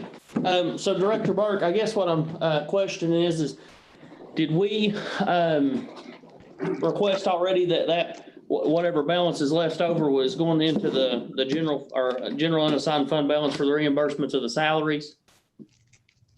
Is that what I understand? Is that what you have pushed through already to receive the money to make sure we've got a plan in place? Muted. Brad, you're muted, Brad. We'll have some liberators by the time it's over with. Where is everybody? We had to request at least 30% of the total grant funds by this past Friday. And the easiest route by far is filing for reimbursement for the salaries already paid. And there's more than sufficient salaries already been paid to claim that entire $845,000. So is that what you suggest to do moving forward? Yes. Okay. Well, I'd like to put that into a form of a motion then, if that's what you suggest to do. I'll second that. Well, Aaron Fraser. I've got one on the floor. Oh, yeah. Sorry, Ross. I think Ross has got a motion on the floor. No, that's okay. But I mean, Austin's saying he's looking to take this money and put it towards all of these salaries for reimbursement, right? Yeah, they'll claim all the salaries to be reimbursed and the money will be put into the general unassigned is the way I understand. And then when we receive it, we can divvy it out to the sheriff's department or ever how we see that needs to be done with it is what I understand Brad's telling me the best to do with it. But sheriff's department only, not others. It's able to be divvied ever how, but we've got to claim all of it to get it all, because if not, they're not requesting it all. And he says that's legal? Yeah, that's what Josh told us. He talked to all the CTAS. Oh, of course, shit. Come on now. All right, come on now, Charlie. I'm just going off what I'm told here. It's hard to believe. I just said horse poo poo. Yeah. Well, I had a little bird tell me the same thing, so I'll withdraw mine, and I would like to. I'll go through with that motion. Okay, so Mr. Garland has withdrawn his motion, and Mr. James has made the motion to accept all the money as salary reimbursement that will go into unassigned fund balance until we divvy it out. Is that correct, Austin? Yes, if that's what Brad suggests to do. Mr. Fraser with the second. Any more discussion? Hearing no more, we'll call the roll. Mr. Campbell. Aye. Mr. Campbell, aye. Ms. Woodby. Aye. Ms. Woodby, aye. Mr. Von Cannon. Brad says it's okay. The answer is aye. Mr. Von Cannon, aye. Mr. James. Yes. Mr. James, aye. Mr. Garland. Aye. Mr. Garland, aye. Mr. Hill is an aye. Mr. Fraser. Aye. Mr. Fraser is an aye. Ms. McCamey. Aye. Ms. McCamey, aye. Motion passed. All ayes. Hey, Mr. Chairman, I got one statement I'd like to say real quick before this is over with, if we can. Okay, go ahead. I know I'm not on budget, so. Go ahead, Mr. Bailey. This is for Chief Parrish. Mr. Parrish, I just got a phone with some of my principals, just so you are aware. We don't have one at Cloudon Elementary either, so that's 3. And I'm not trying to beat you up. I'm just trying to sit here and say, if you're going to tell us, we need to know the truth. Because I know how many we got and how many we're short. So, you know, 3's a long ways from 1. Okay, let's move on. Let's move on. Brad, any more discussion on CARES Act money? No. Okay. Next item will be discussion regarding vehicles for the property assessor and reappraisal office. Who wants to take lead on that? I can do it, Chairman, if you need to, because I've kind of worked with Ronnie a little bit on that. Okay. So if you look at the quotes in front of you, Mr. Taylor, we of course last month didn't have no quotes, so we just kind of went off. Travis had put an amount in there, went off shot of his hip, and so we actually need $2,683 into the assessor and the see what is his assessor and reappraiser to purchase 2 Jeep Grand Cherokees.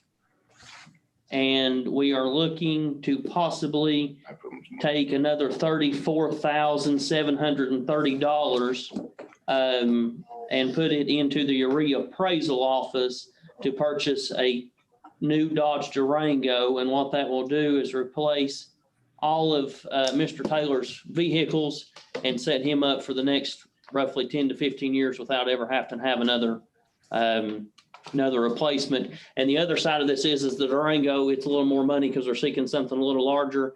And the reason why is because he uses it, sometimes his people do, to travel to Nashville to take training classes. And he also allows finance department to use it and they have to go to Nashville and do training, or he allows the mayor if they need to take it on a trip, or he also allows it to any of the commission or any other elected official or department that may need a vehicle if they need to travel or have to do site visits or something. So, he's always been really, really good to do that from what I understand. And so, that's why the third vehicle being sick is the Dodge Durango, because it'll allow the third row and give a little more room if I have to have a little larger capacity or some more trunk space for luggage. And he would be good with. And how much additional funding? Hold on, one at a time. Go ahead. Sorry. Go ahead, Mr. Frazier.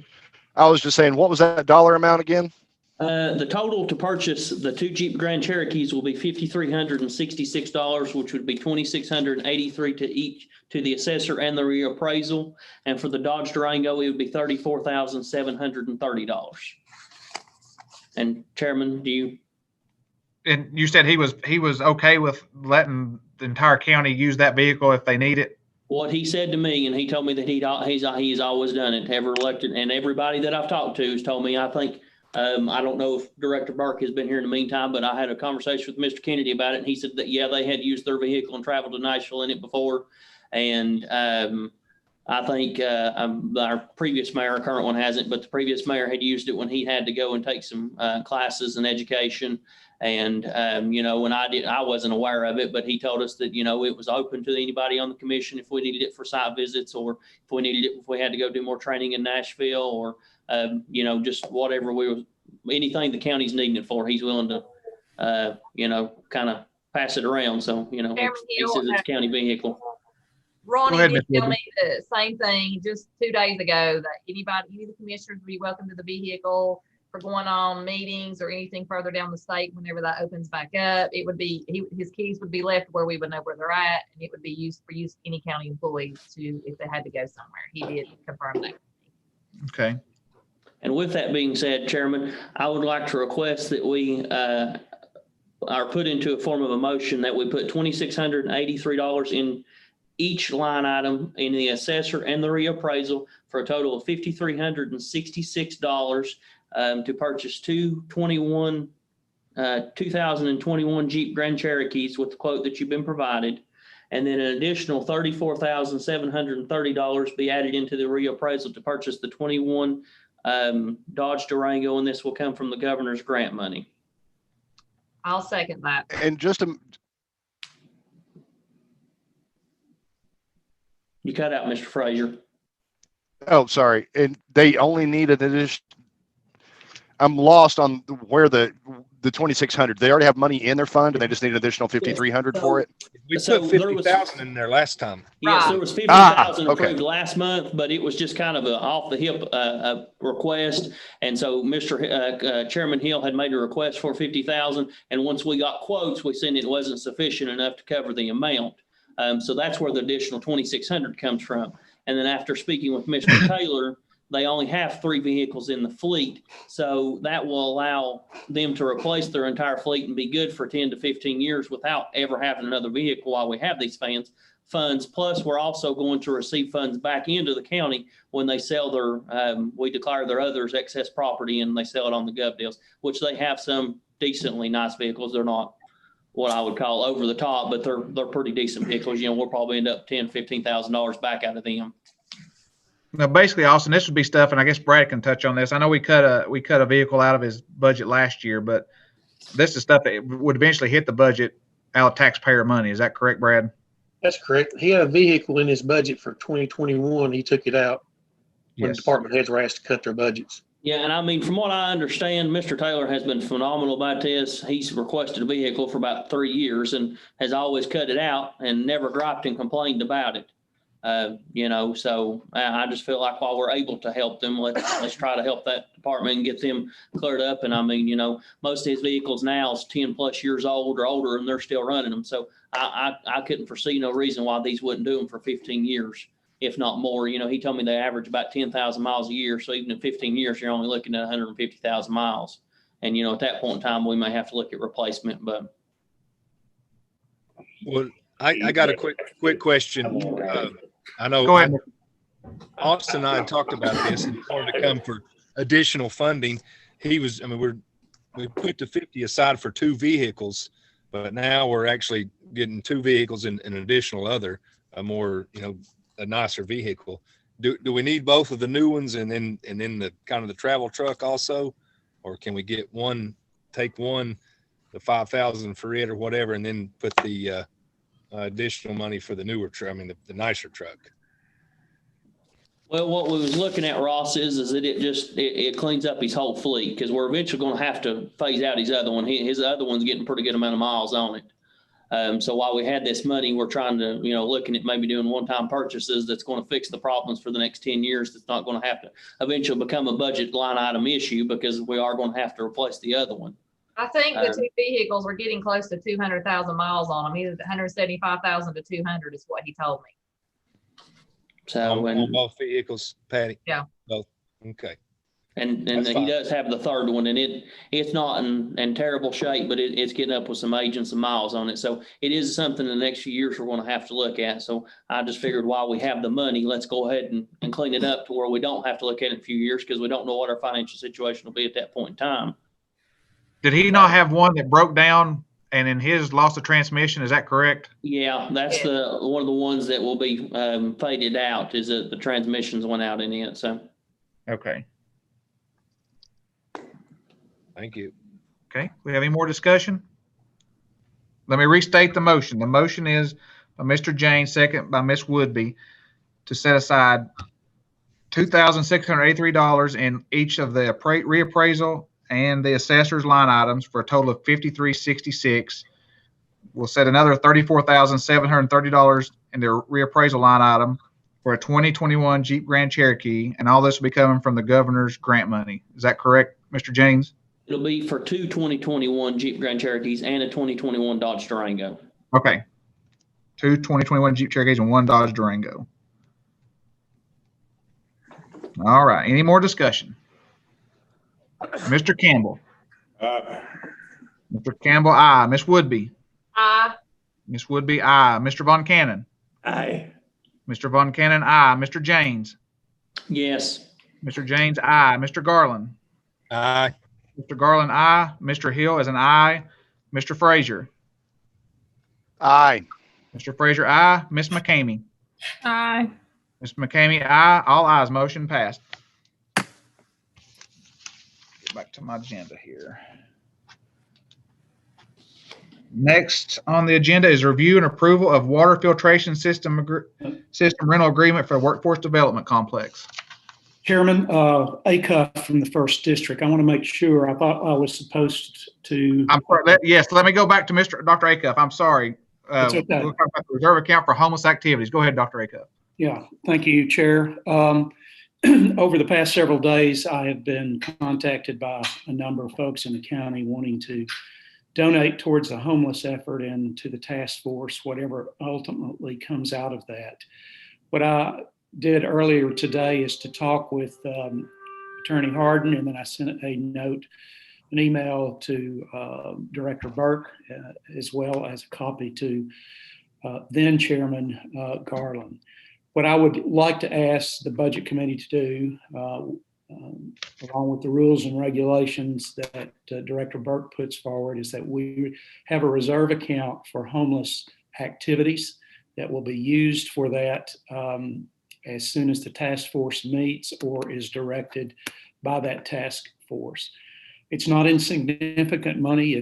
Right now it's below $15,000, but I think it could build over the next months, and whatever comes out of that task force, which will convene very shortly under the leadership of Brandon Young, we would like to be able to, if folks want to donate to that cause, they have a way to do so, and it is kept in reserve to be used for that. Chairman Hill, I'd like to put that in the form of a motion that we could create this line item for the homeless Second. activity. Aaron Fraser, second.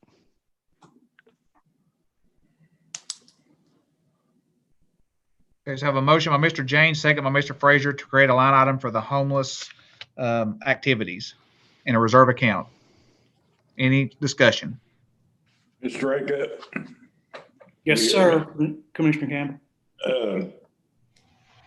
Do you have a place for them, if they're out in the cold, do you have a place for them to stay? Not currently. We don't have a building or anything. The intent of the task force is, one, to get data on what the issue and the problem is in Carter County, how many numbers we actually have. Number two, it's our vision to visit with Knoxville Area Rescue Ministries in Knoxville, and potentially I would imagine that some of those dollars could be used to pay back the county to use county vehicles to transport part of the committee down there. That particular ministry was chosen for their success over the last 60 years of dealing with the homeless issue in the Knoxville area. And the other reason we want to look at that program is that this won't be in our minds, and those of us that have discussed this outside of the committee because it has not convened yet, that it's not a place that people are going to come to and stay indefinitely. There's going to be programs to help them get back on their feet, to help them find housing, to get a job, to write resumes, maybe even help them retool in an area. So right now we don't have a building. Don't know how that's going to work. We're just in the investigative stages at the moment. It's a great program, you know, if we can get it up and get it running, you know, I've took them into my own home. I know what it's like, you know. I've took them out from under bridges. Yeah. Well, we've got a number of people in the county that have reached out to me, and I know to Brandon Young, that want to be a part of this. We've got a number of folks from county schools. We've got folks in Johnson County who are part of the Appalachian Coalition. We've got people like Crystal Carter, who is now with the Johnson City, Washington County United Way. We've got a number of churches involved. So we're just trying to look to see, one, what the problem is, and two, what solutions can we offer. Thank you. Yes, sir. Dr. Acuff, you know, are there any grants that are available to help with the homeless situation, maybe to purchase buildings or anything like that? There is, and Bert Rosen, who is the CEO and president of Knoxville Area Rescue Ministries, said he would be happy to share that. They work out or work off a number of other granting agencies that are not really federal or state, because sometimes they tie your hands, particularly federal funds. But there are funding agencies that will help establish homeless facilities and homeless programs. And Bert and his staff has agreed to come alongside and help us. But yes, you're right. There are some out there. He suggested to us, Commissioner Hill, that we not do the federal or state route because many times they come with strings attached that don't lend themselves to actually helping the homeless. Correct. Okay. All right. I appreciate the information. Any more discussion? Yes, Dr. Acuff, what kind of homeless count are we talking about in Carter County? The last count that Appalachian Regional Homeless Agency did, according to Ann Cooper, who is director of that agency, that was made a year ago, and we had 78 individuals within Carter County, Elizabeth. Here's my response to what I see. The perimeter of the post office is federal lands, therefore they don't get run off by the police. I see Unicoi County cars parked in the Big Lots parking lot, and then they go panhandle or bag on the corners. I don't see many people that are truly homeless. I see them coming in their Lexus, parking, panhandling for an hour or two. If it gets hot, then they go home. I would see a program of some sort where they had to do something for their upkeep as opposed to just a free handout. Yes, sir, and I really appreciate those comments. That's why maybe you want to go with us when we go down to visit Knoxville Area Rescue Ministries. They have taken the Berean model. And Well, now I haven't been under the bridge. Right. And nobody else will be. Now they're working on it. Right. The Berean model that is used by Knoxville Area Rescue Ministries, that everyone that comes into their facility has a job. They have a responsibility. They are tasked with something to do. Good. And I know that we have folks that come into our county driving whatever, and actually, as you put it, panhandling.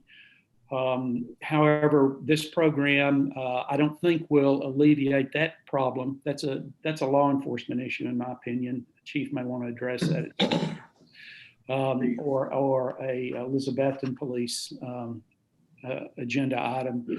But we're actually wanting to give a hand to people to get them on a track to either recovery if they're out there because they were drug or alcohol abuse, or if they are actually part of the working poor and couldn't make that next rent payment and are now out on the street. So are you aware of a homeless network swapping telephone numbers?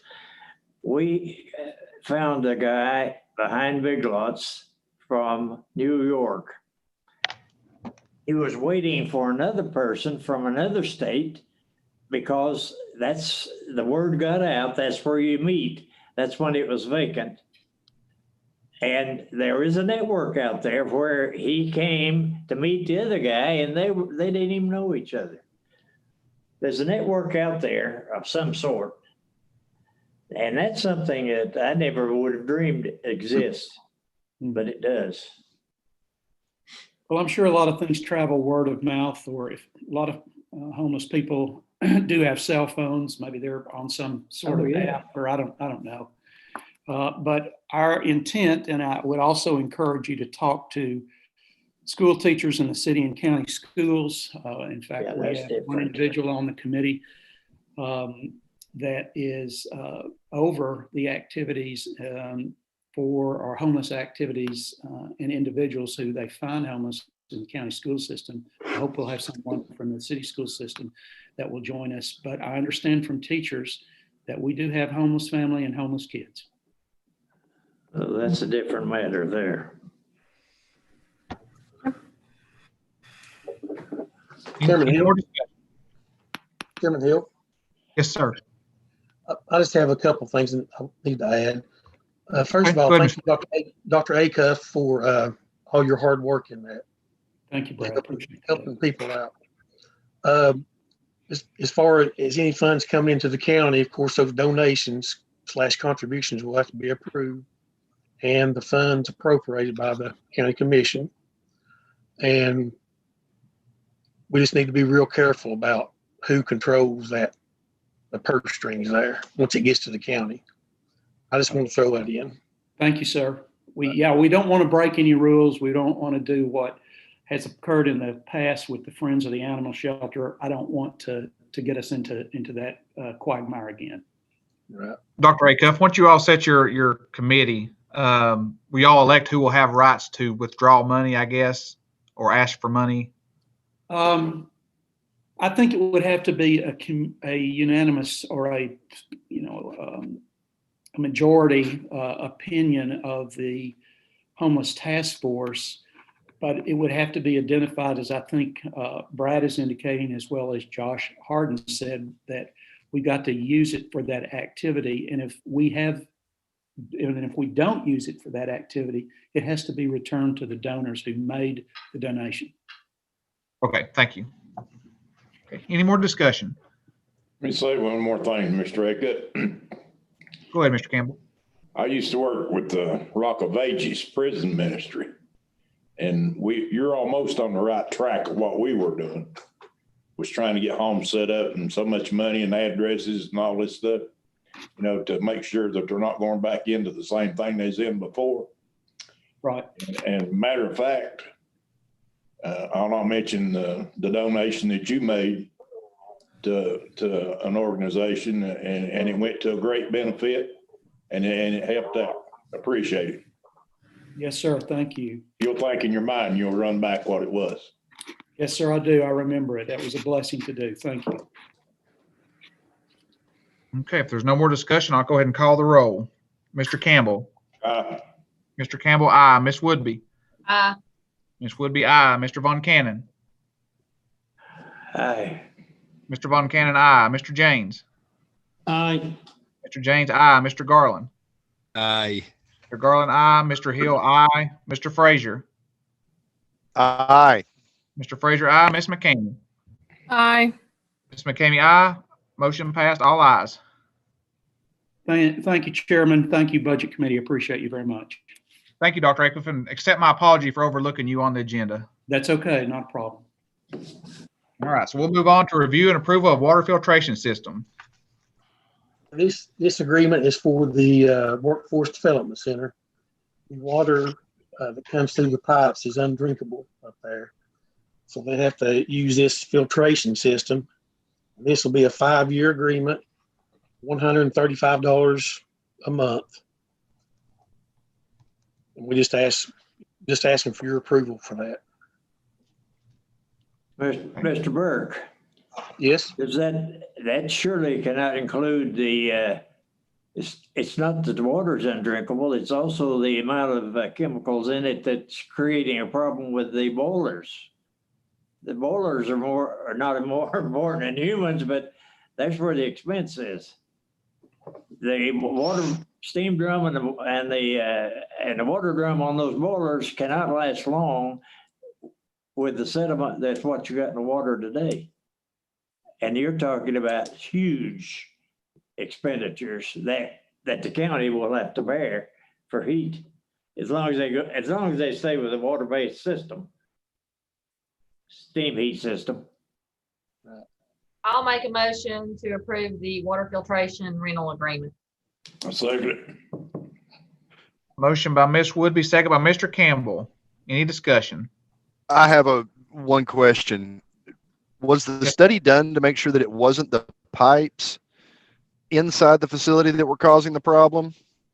Yeah. Deterioration of the pipes. You know, Austin?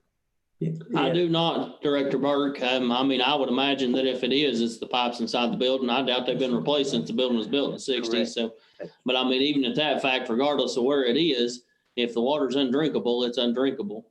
You know, and it's going to have to be filtered. You know, which I mean, 5 years is probably ample amount of time that hopefully in the meantime, maybe by that time, the Building and Grounds Committee will have something together for renovations and we'll no longer need to move forward with this contract after that period. Who made the determination it's undrinkable? The people that are selling you the system?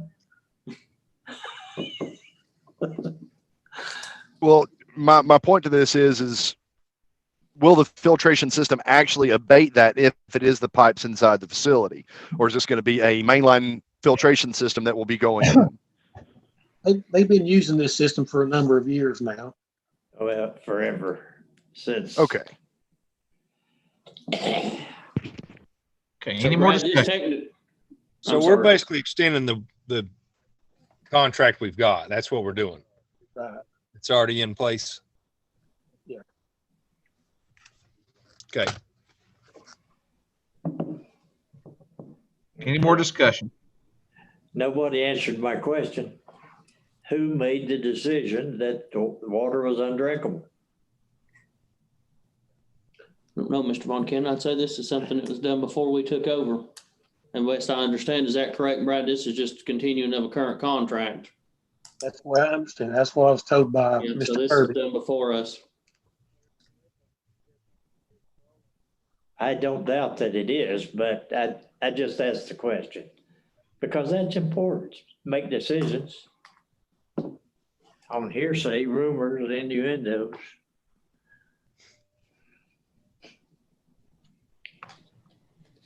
All right, let's call the roll. Mr. Campbell. Aye. Mr. Campbell, aye. Miss Woodby. Aye. Miss Woodby, aye. Mr. Von Cannon. Aye. Mr. Von Cannon, aye. Mr. James. Yes. Mr. James, aye. Mr. Garland. Aye.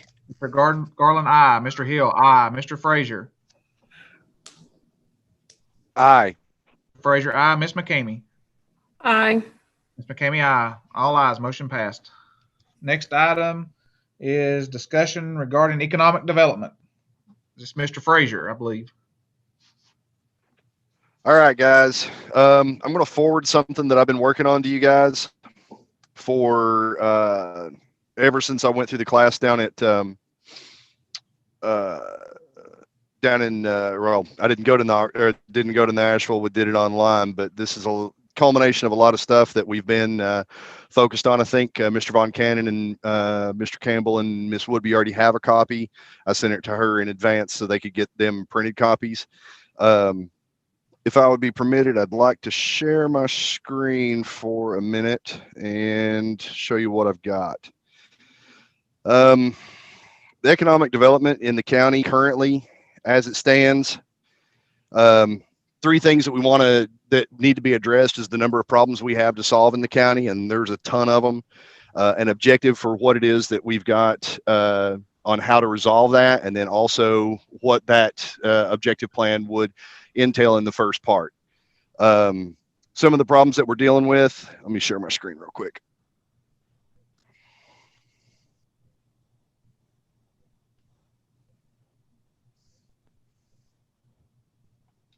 I think I gave you that permission, Aaron. Yeah, you did. Thanks, Abby. I think I've got it pulled up here now. 1 second. Let me see if I can get zoomed in on this one slide. Number one. Number one is good. Let me fire it up this way.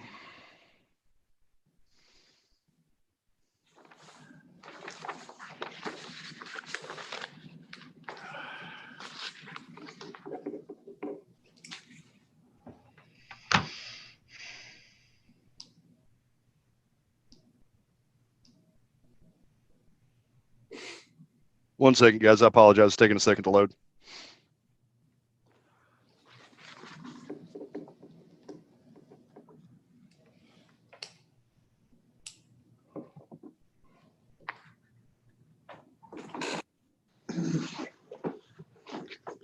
That grant stuff in here. No.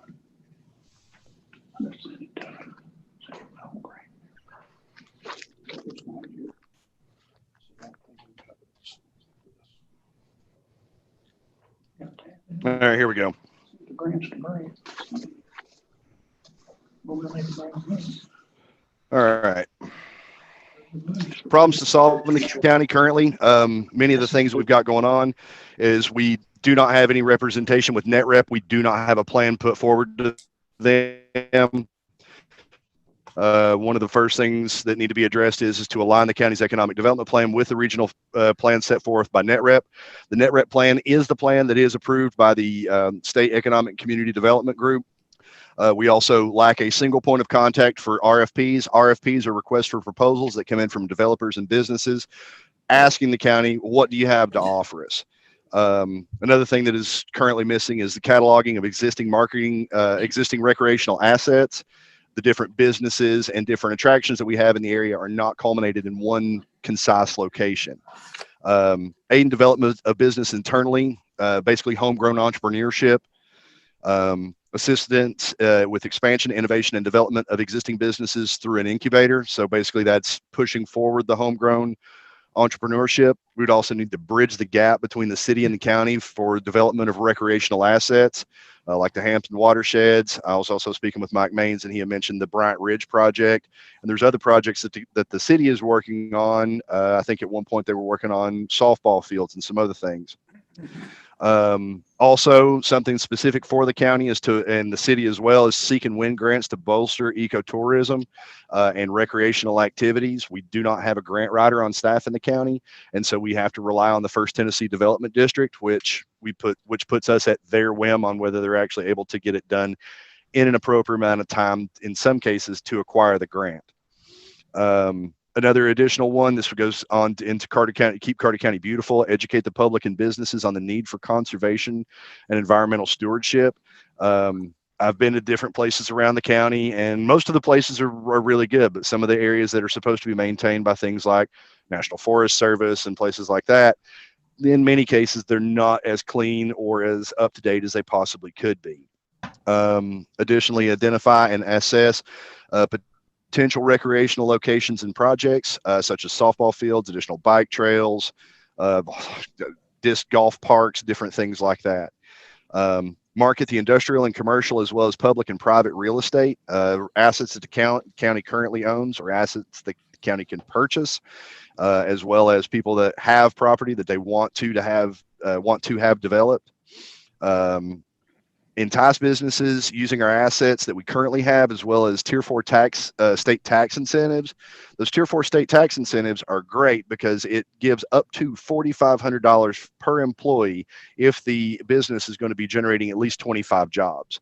And that can be extended for up to 5 years. So it's a tremendous bounce back on businesses and a way to get those in here. And it's at no cost to the county for access to those tax incentives.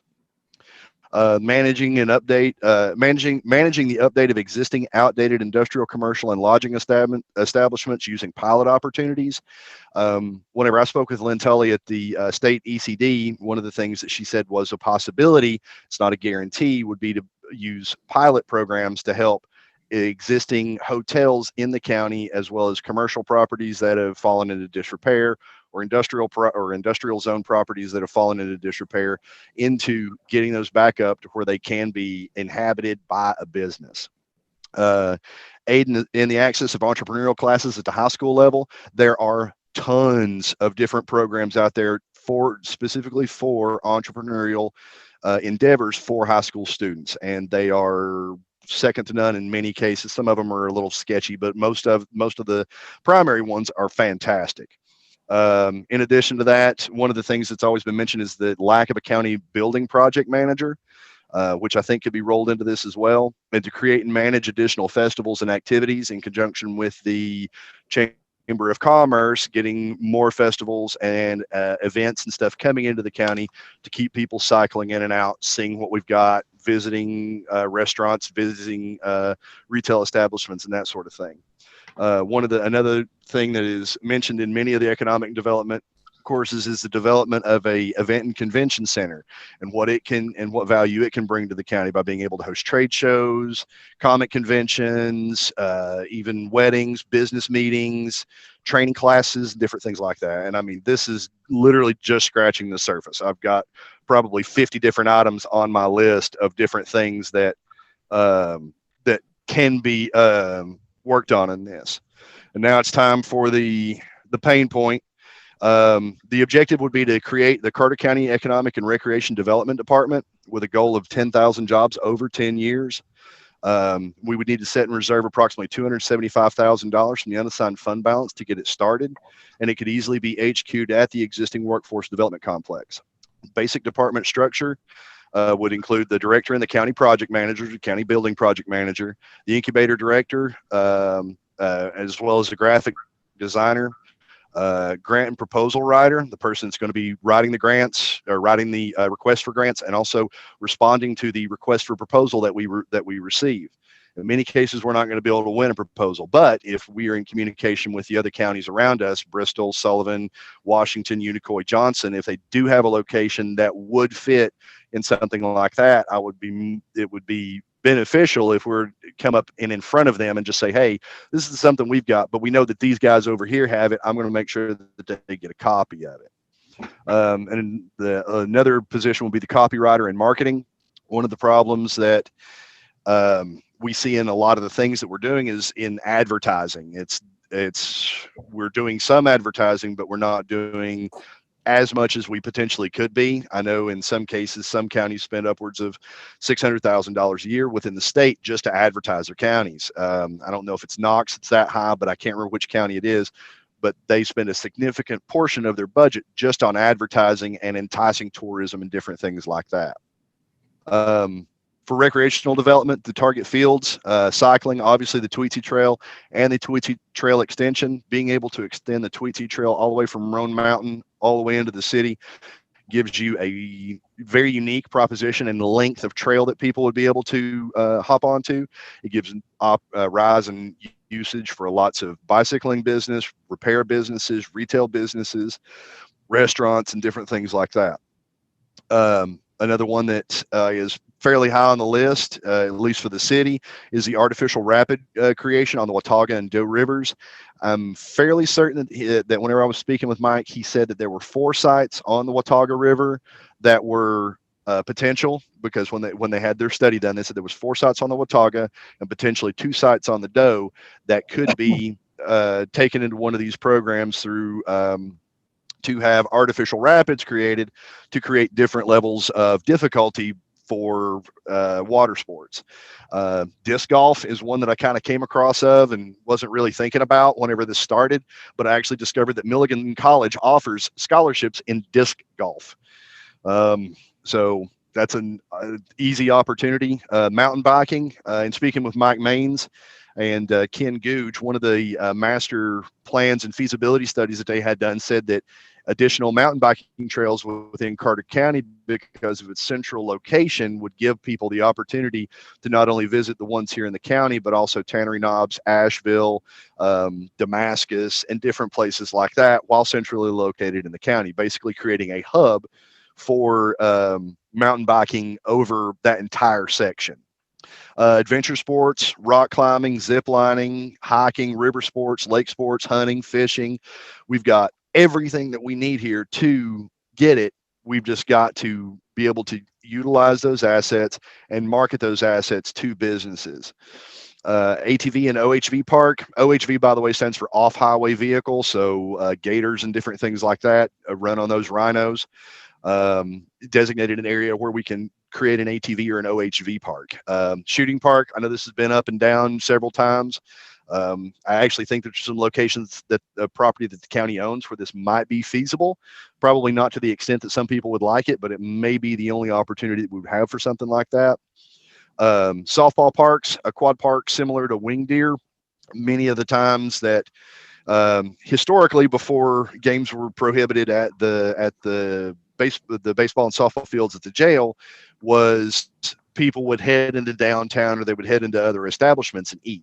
And so if you look at, you're going to have approximately 480 people on a 12-person team if you count their wives, their kids, and different things like that. And spending between $10 and $15 a head on food, you come up, $4,800 to $6,000 in additional revenue on those days for those tournaments. Not to mention the fees that get charged for that would generally help maintain the park. Several people have mentioned to me the lack of soccer fields. I don't particularly see that one myself, because I know the city's got a couple. Kiwanis Park has one, and different places like that. But I wanted to put it in here in case someone was like, "Oh, you completely left it off." Cabins and tiny homes. In the original study, or in the original research I was doing, allegedly Carter County has approximately 400 cabins that are used as an Airbnb or different things like that, that generally make up the bulk of a lot of the lodging in the county, because many people don't want to stay at the AmeriCorps and they don't want to stay at the Travelers Rest, just generally because of their state of repair. Also focusing on the city of Watauga, it is uniquely positioned along the Watauga River and has a lot of history built into it, as being, where Tennessee was started, in the city of Watauga. It's the oldest town in Tennessee. So there's different aspects of that can be marketed and utilized, as well as developed with potentially cabins and businesses that want to put cabins along the rivers. Other rafting and river inputs down through there, place for businesses to do pickups, and also additional festivals and concerts. Overview for economic development. There's 4 different parts to it. They're just kind of grouped together based on what they specifically are. They don't really have a name or anything like that, but using the existing incubator or access to the existing incubator, what's called a business accelerator, which is basically like Shark Tank for businesses, where the county investors come together and decide if they want to invest in a potential business. And people pay to be in the accelerator. The business during that time gets validated and a presentation is set. And then they do the pitch at the end of the 30-day period. Co-working space, which allows people that do have, a lot of remote employees to come together and do work. They book times, they pay fees to have access to those co-working spaces where you can actually have, projectors and different things like that they can hook into to do presentations. They can meet clients this way and different things. And the fourth part, and what makes what all of these 4 pieces together is called a hub. And with the addition of a maker space, which is a space that contains 3D printers, CNC machines, metalworking machines, and different things like that, to allow businesses that don't have the initial capital to purchase all of these equipment to come in and generate prototypes for their business and things like that. And again, that's a fee-based type thing. Johnson City had one of these, and it recently closed down specifically because of COVID. I think there is one currently in Kingsport, if I remember correctly in my conversations. But I think that's the only other one that is in the area. Bristol may have one, but if they do, I was not made aware of it. And then, like I said before, the development of an event and convention center, which allows you for trade show hosting, conventions, concerts, business events, festivals. You can actually host festivals in the winter inside the event center, where you have, where you have music and you have food vendors outside and different things like that. Or if you get a location that does have a commercial kitchen, or if you install one, people can come in and man that kitchen. We could have the schools or the Elizabethton City schools or the county schools come in and serve hot dogs and different things like that out of that kitchen. Second part is the single point of contact for RFPs. Most RFPs have a 1 to 2 week maximum lifespan. And in many cases, it's whoever comes in and within the first 3 or 4 days, they have enough. And then anybody that comes in after that is just automatically disregarded. So being able to respond to RFPs in a ridiculously fast fashion is key to being able to be in the conversation for economic development. I was made aware of one business that had come in and wanted to put a business within Carter County with approximately 200 employees, but they did not get responded to quick enough, and they broke ground in Greenville before the request had actually come back. One of the things that a lot of people don't realize is Northeast Tennessee and Tennessee in general. One of the things with this part of the country is call centers. AT&T has a call center here. Sprint, Siemens Industry has their primary call center for North and South America in this area as well. People in this area are keenly capable of performing customer service over the phone, customer service duties, better than most any other place in the country, because whenever people call in, they want to hear someone that is polite and happy to talk to them. And in general, that is what you will get whenever you have a call center in this region. Micro enterprise, these are businesses that have under 20 employees most of the time, that have no expectation of growth. They're going to be 20 employees, they're going to be 5 employees forever. Examples of that would potentially be something like the Blue Circle, or other small just businesses that are staples, but yet they don't have any plans and don't have any need to expand beyond where they currently are. Another example of it would probably be some of the downtown shops and different things like that. Many of those are not franchisable or aren't being franchised currently. Micro manufacturing is manufacturing that takes place in 50,000 square feet or less. In some cases, those can have significant numbers of employees that are responsible for maintaining them, or they can not.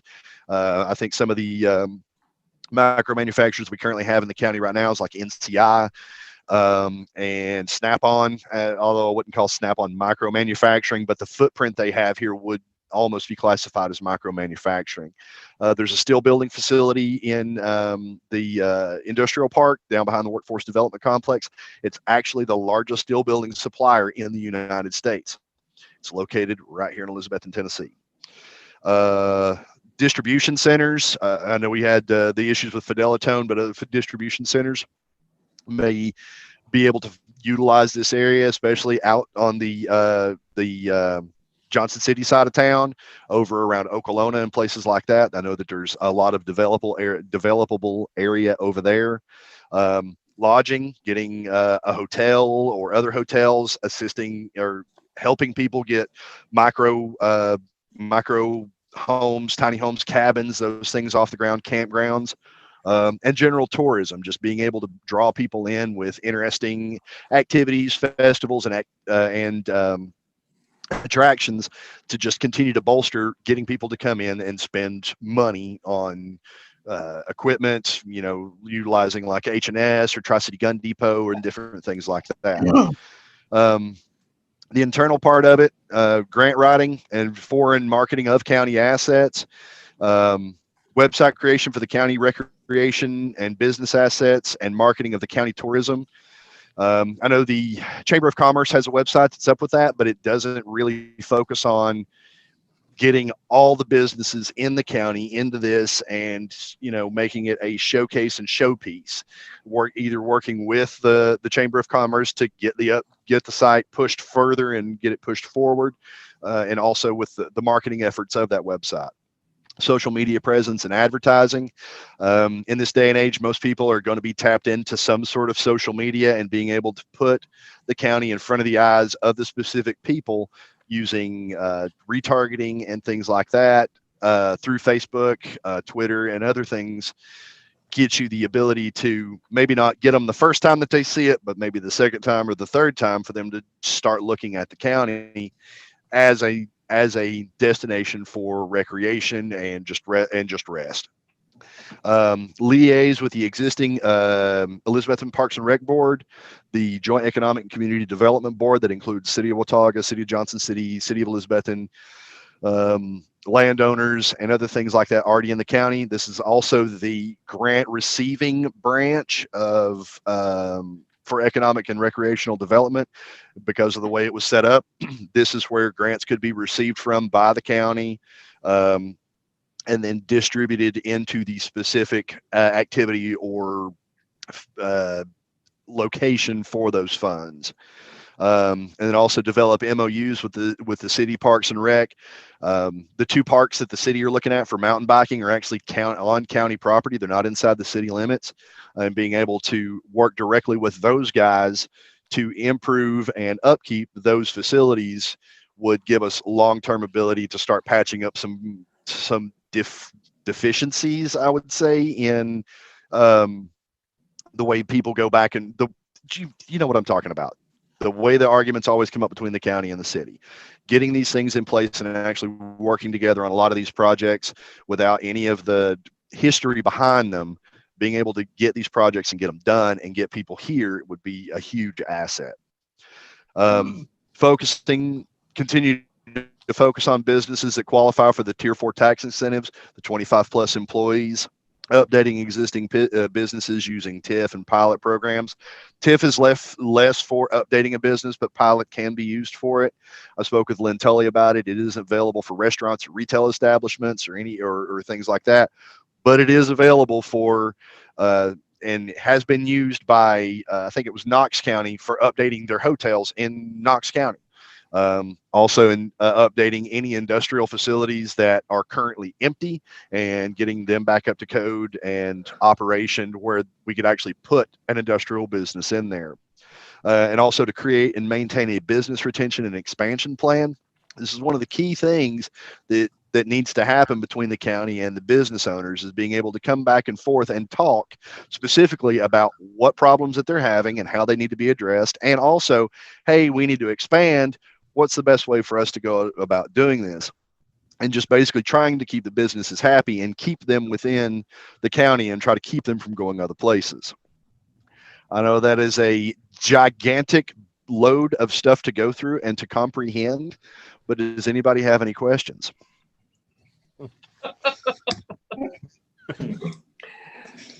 You've done an excellent presentation of what it takes. The problem that's missing is it takes money. And I know. Yep. Because I had some at one time.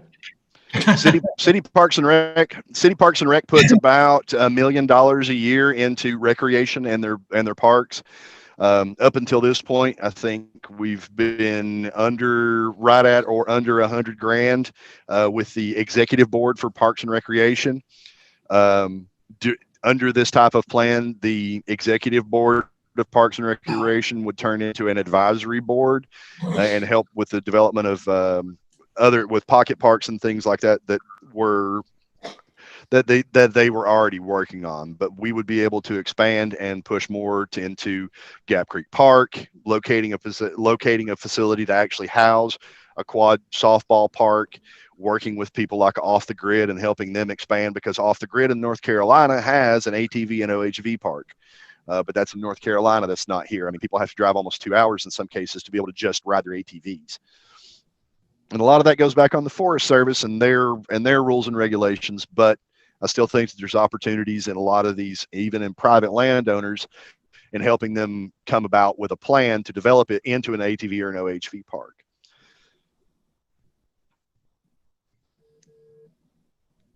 Let me add this, and that was fantastic, Aaron, and super detailed, and some really good information. There has been some talks, and even when Ray was serving as chair, dealing with the city and kind of making a collaborative effort on this. I think there's a lot to do. We know that, but really kind of honing it down and finding the main priorities. But I think what we need is kind of that one person to go to. And then it could be a city and county, I don't know if you want to call it employee, but somebody that we both can lean on, and just finding that kind of leadership, and whoever might oversee or direct him or her is a great way to start. And possibly, coming up by the next budget year, if we could find something like that and put in place, and certainly have the funds available for that for the upcoming budget year, because it's no doubt we've got some assets and things that we can work on. But as far as getting that city cooperation, I think they're in on this game. Mr. Estes, he's actually on the line, I'm pretty sure, still with us. The grant writing, I mean, that's somebody that we could possibly get, for that position that could do that. But you mentioned First Development District. I think they're pretty good at that, City of Elizabeth, and they lean on them quite a bit for that type of service. But just having that main point of contact that we can go to, that who's got their, they're in the game with all this, and they're making these contacts, and they're talking to people out of town or taking the phone calls coming in, that this is something that we've got to establish for this county, no doubt, to really cover everything that you talked about and presented right there. That's just me adding that and throwing out that out there. And I think there is interest from City of Elizabeth, and that we can work this out. A lot of details and a lot of time it would take, but something that's necessary for Carter County, City of Elizabeth. I agree completely.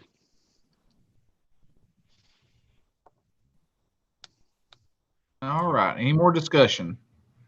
When we have set some money aside, I know the last couple of years we're only talking about $20K about the last two budgets, but it's definitely the conversation we need to start city jobs to some real funding. Not counting the building. I see Mr. Estes has raised his hand on the participants. I think he'd like to speak. Mr. Estes.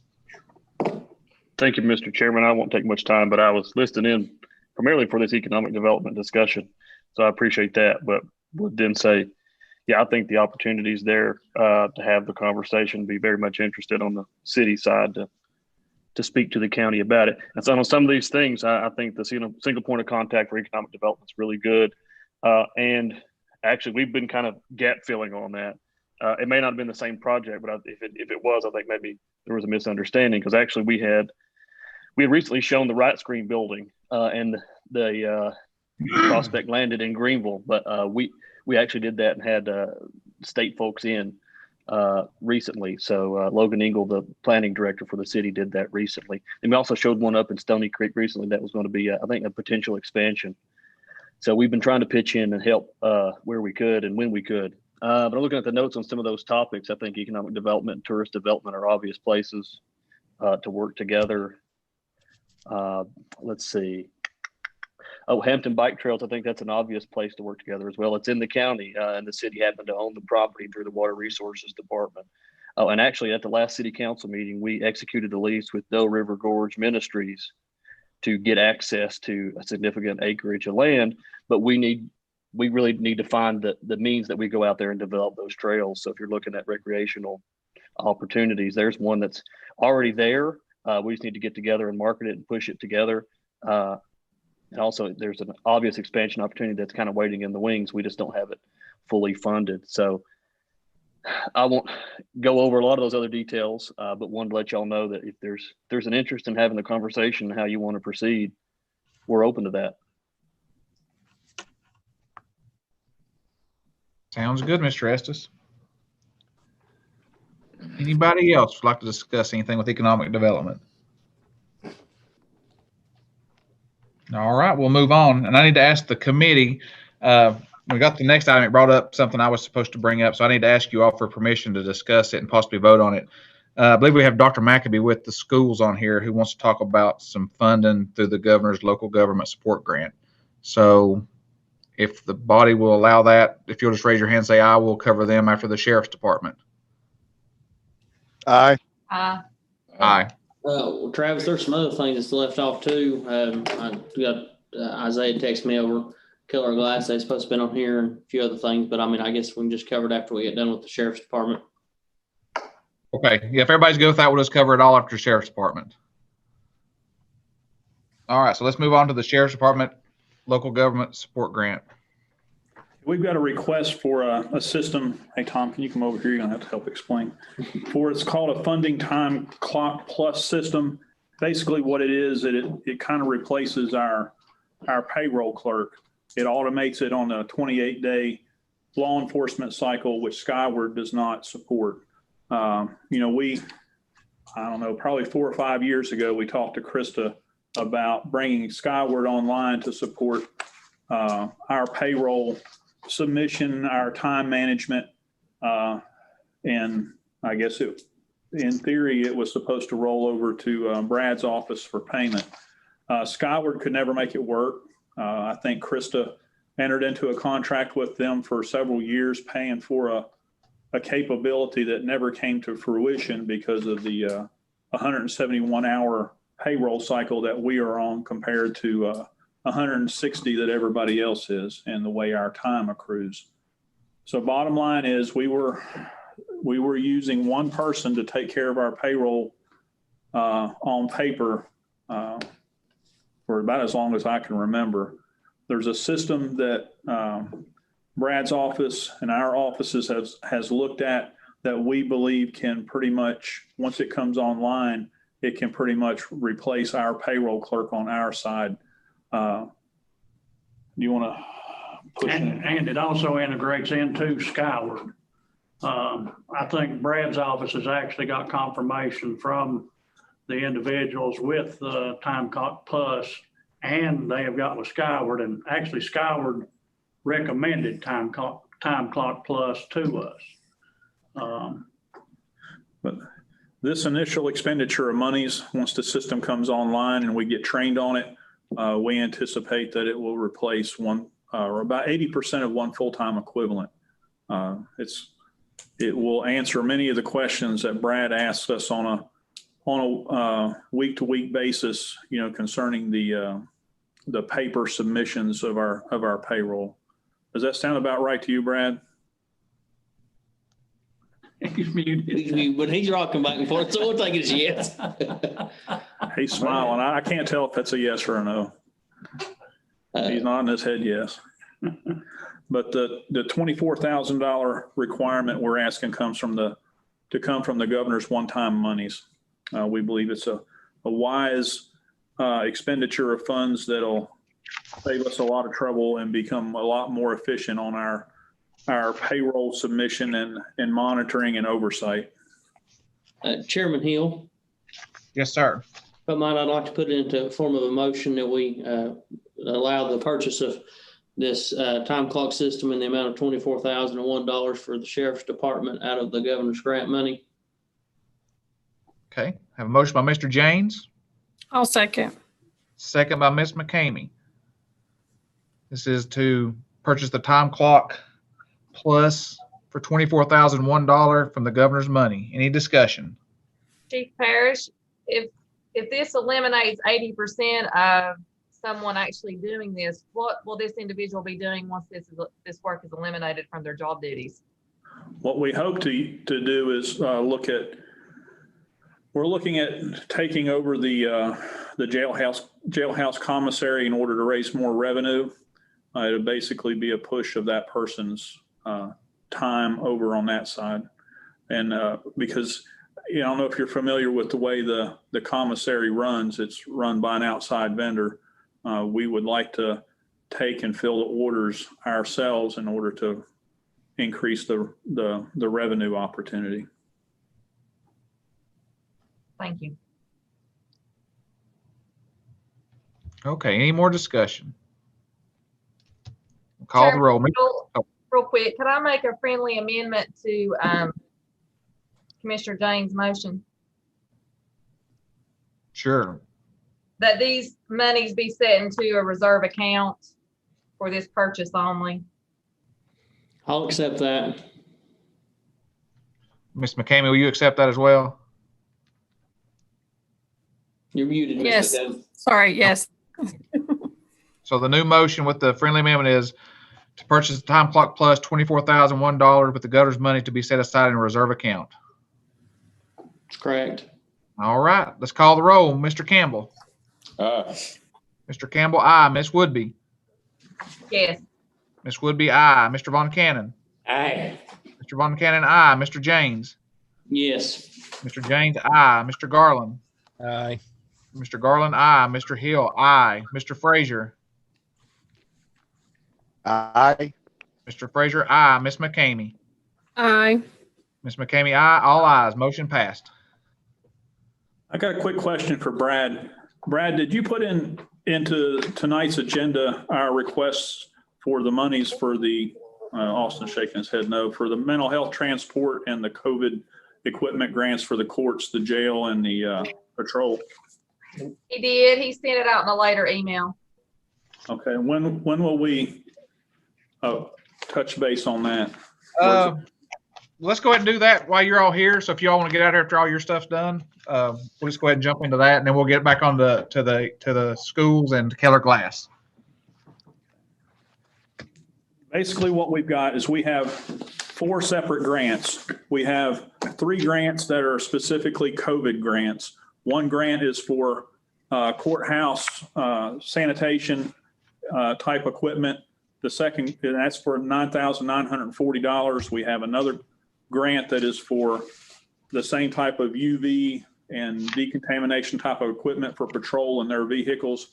And then we have the third grant is for $19,930 for the same type of UV type decontamination and disinfecting type equipment, along with some handheld disinfection equipment for the jail.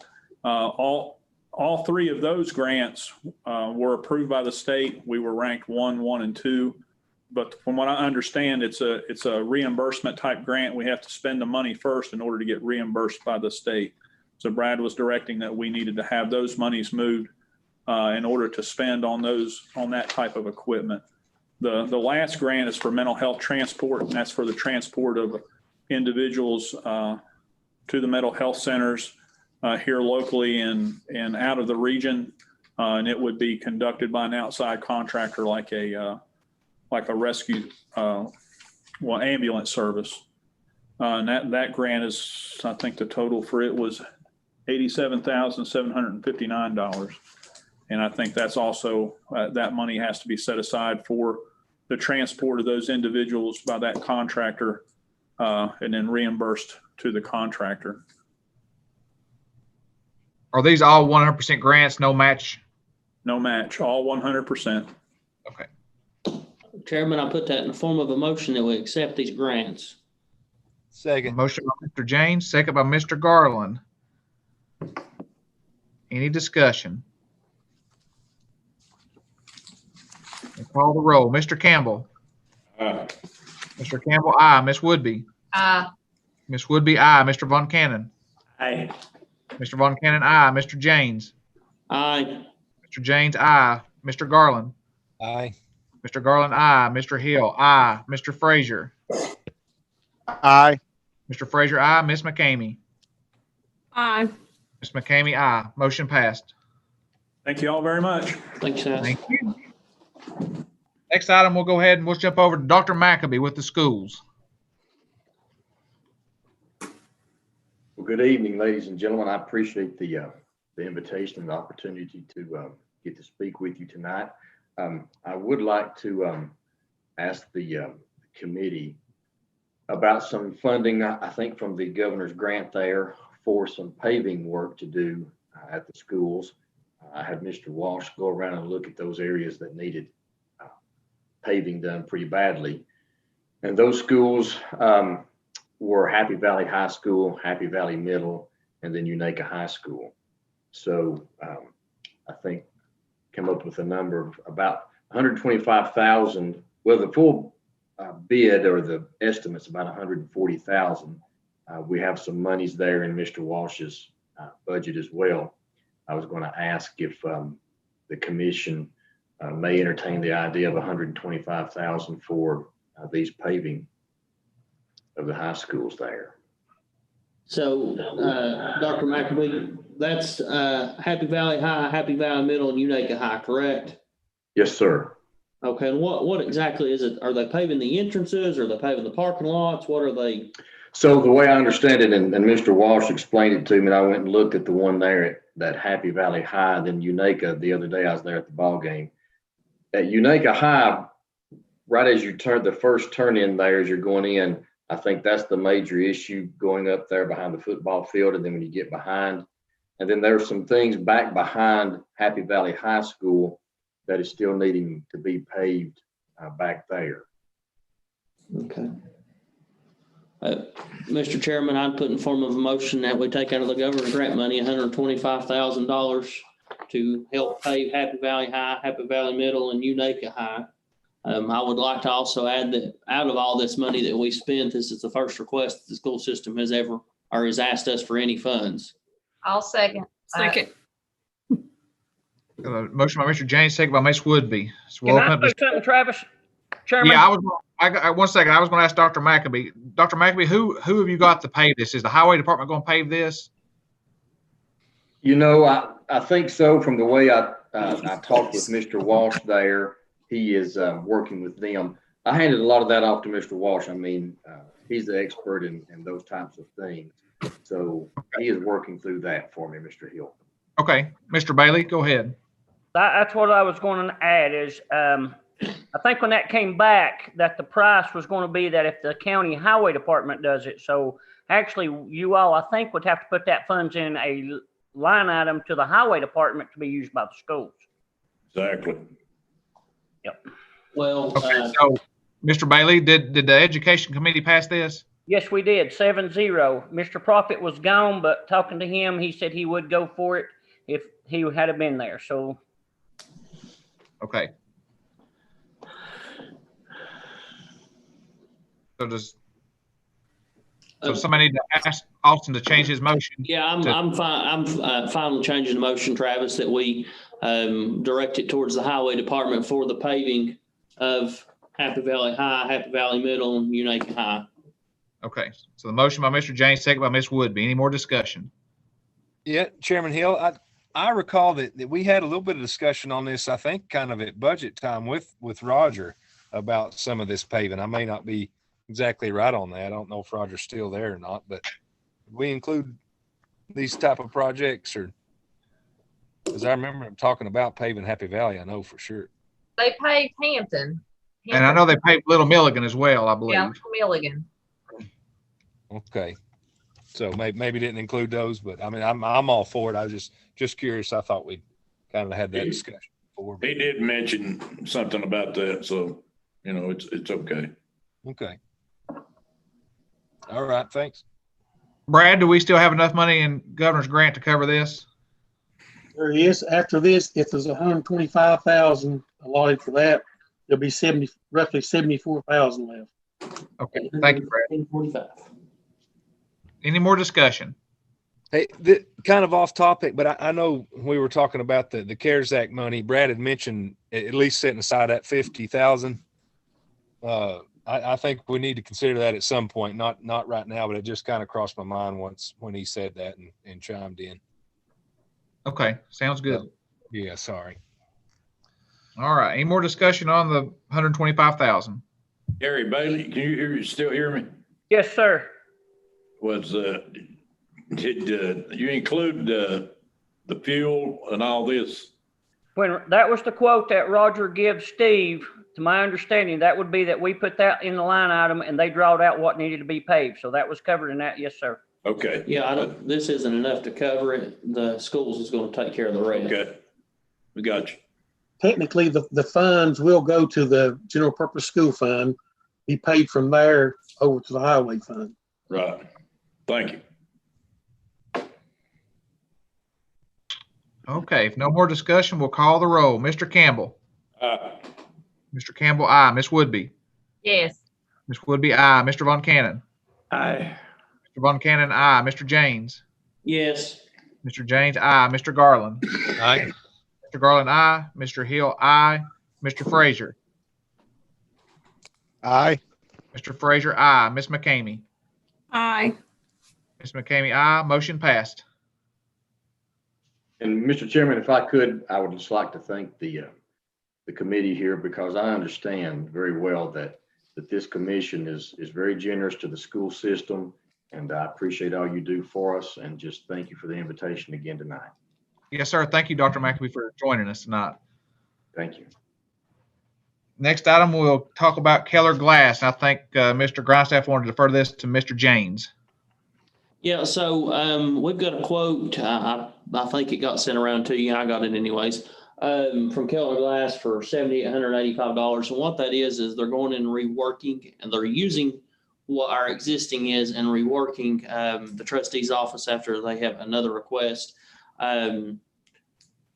What they're doing is they're going to take the glass on top of the cubicles. They're going to remove the shelf on top of the cubicles. The glass will now run to the floor, and then they will have walls that come out from the sides and connect it to the wall. So essentially, it'll create a barrier from them.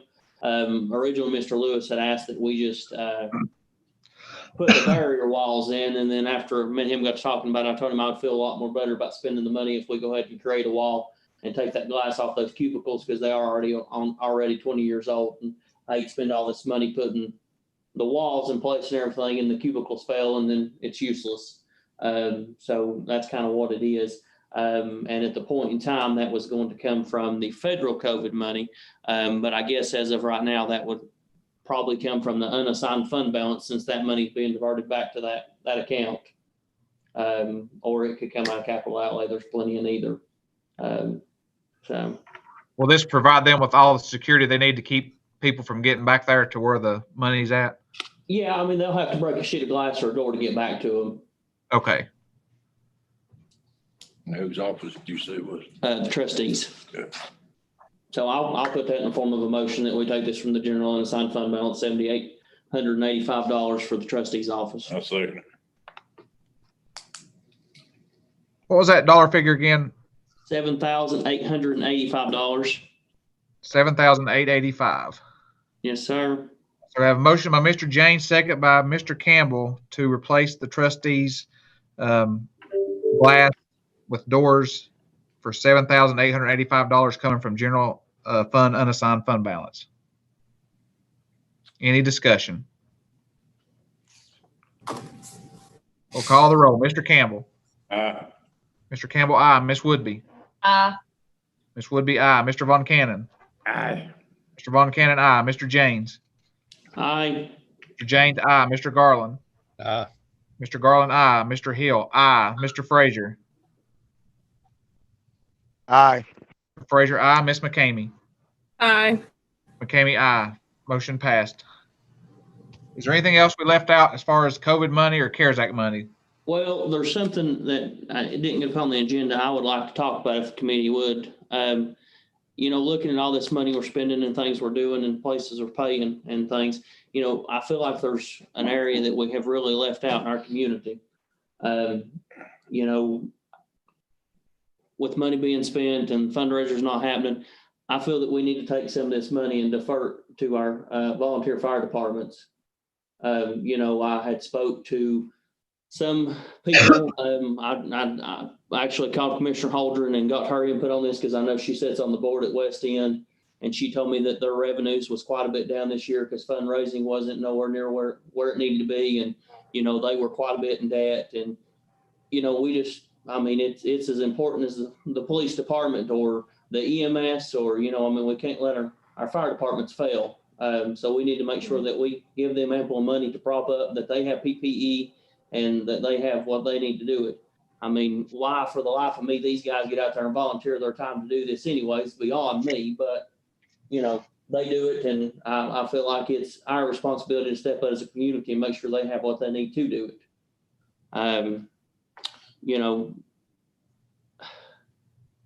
with that being said, I'd love to put it in the form of a motion if you'd accept it, Chair, that we set aside $50,000 out of the governor's COVID money to put towards divvying out to the volunteer fire departments, and that's something we can discuss next month of how to divvy out the money. I'll second. But I just feel like it's something that,